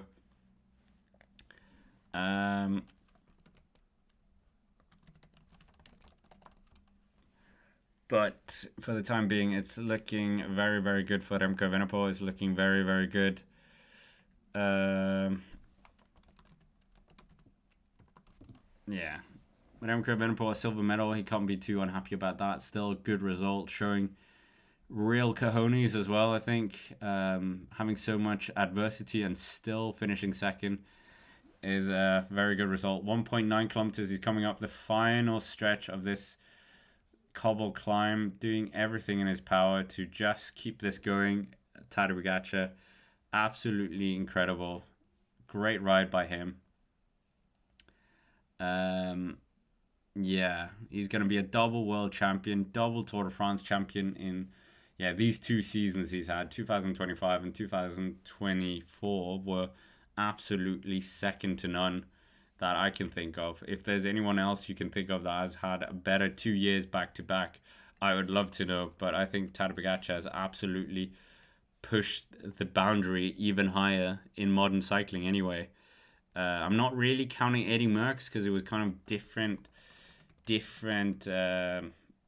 what would you say, different standard in a way. But yeah, absolutely remarkable. The amount of race days as well, that's the crucial part. The race days compared to Eddie Merckx was very different. It was more like they were doing every single thing. But yeah, absolutely remarkable to see. But we're waiting to see if we're gonna have what the top 10 looks like as well, because that's gonna be a quite interesting one that's gonna form in front of our very eyes. 1.3 kilometers still to go of the stage. Are we gonna of the stage of the World Championships in Kigali? It's been a long day, a very very long day for these riders. They're almost finishing 270 kilometers now. 1.2 kilometers left for Tadej Pogacar. How many riders are going to finish this race? That is probably a better question as well. Are we going to see any of these riders? How many riders are finishing this race? Coming all the way to Rwanda. Yeah. We will wait and see. 1 kilometer for Tadej Pogacar, the golden kilometer, the last final kilometer. He can have that rainbow jersey for another year. It wasn't, for another year. So pretty good going by him. Pretty good going for Remco Evenepoel as well. I think it was very defiant to try and fight back after so much bad luck, and really, really mature ride by him after having so much adversity. So I think he's done a pretty good ride with all things considered. So I think Remco Evenepoel, really chapeau to him. 400 meters still to go. Tadej Pogacar, he's going to be the Slovenian double world champion. We've never seen that before in the world. So this is a very, very impressive result. He's going to be soaking in the plaudits here. Last 300 meters left. Kigali, it's going to be the first ever African World Championships coming to conclusion. It's going to be the first time we see a Tour de France winner win back-to-back World Championships and Tour de France's. This has absolutely been a mature ride. He dropped everyone almost. That wasn't his UAE teammate. And then worked with Isaac Del Toro, got rid of everyone else, contained that margin all the way to the finish. And here we are, Tadej Pogacar, double rainbow winner in 2025, the first ever African World Championships. And here we have Tadej Pogacar being the victor, already celebrating. He knows it's over. And Rwanda, this is the setting for his second rainbow jersey. We know he's incredible, and he's just proven it again. Tadej Pogacar is our world champion. We'll see who's going to be finishing inside the top 10 as well. I think the podium is pretty set right now. I don't think we're going to see any differences there. You guys have voted for Tadej Pogacar's World Championships here as being the best one in the last 4 years. Well, you're not watching the Glasgow guys. Mathieu van der Poel's attack. Oh, no. Okay, fair enough. But Tadej Pogacar wins the race. And incredible showing there. Incredible showing by Tadej Pogacar. And yeah, we'll try and see if we can get some interviews as well, or see what we can hear after the race. But Tadej Pogacar, that was absolutely phenomenal riding by him. Just unmatched, absolutely unmatched there. Nobody could do anything. He was absolutely in a league on his own. Remco Evenepoel coming up to the finish here as well. Tried everything, put his heart on his sleeve. And yeah, world champion. Let's just, UAE have already shared a picture. They already had that ready. They already had a picture ready. So UAE were already prepared for that. And maybe they already prepared that 100 kilometers out. But Remco Evenepoel, he can hang his head up high, I think, after this performance. That was a gutsy ride after so many technical faults, mechanicals, adversities, finishing 1 minute and 30 seconds behind. Oh my goodness, that's what I said it was gonna be. Okay, but yeah, we're gonna see the third place finisher of Ben Healy, the first medalist for Ireland since 1989, Sean Kelly. If I think that's right. Let me know if I'm wrong, but I think that is right. And Ben Healy, this is a huge result for him. Really, really gutsy rider. Very popular rider with the fans as well. Really rides with his heart on his sleeve as well. And let's just get some pictures and stuff up on our screens as well. But yeah, Ben Healy, third place. We're going to see Skillmoser after him come up for a fourth place. And then that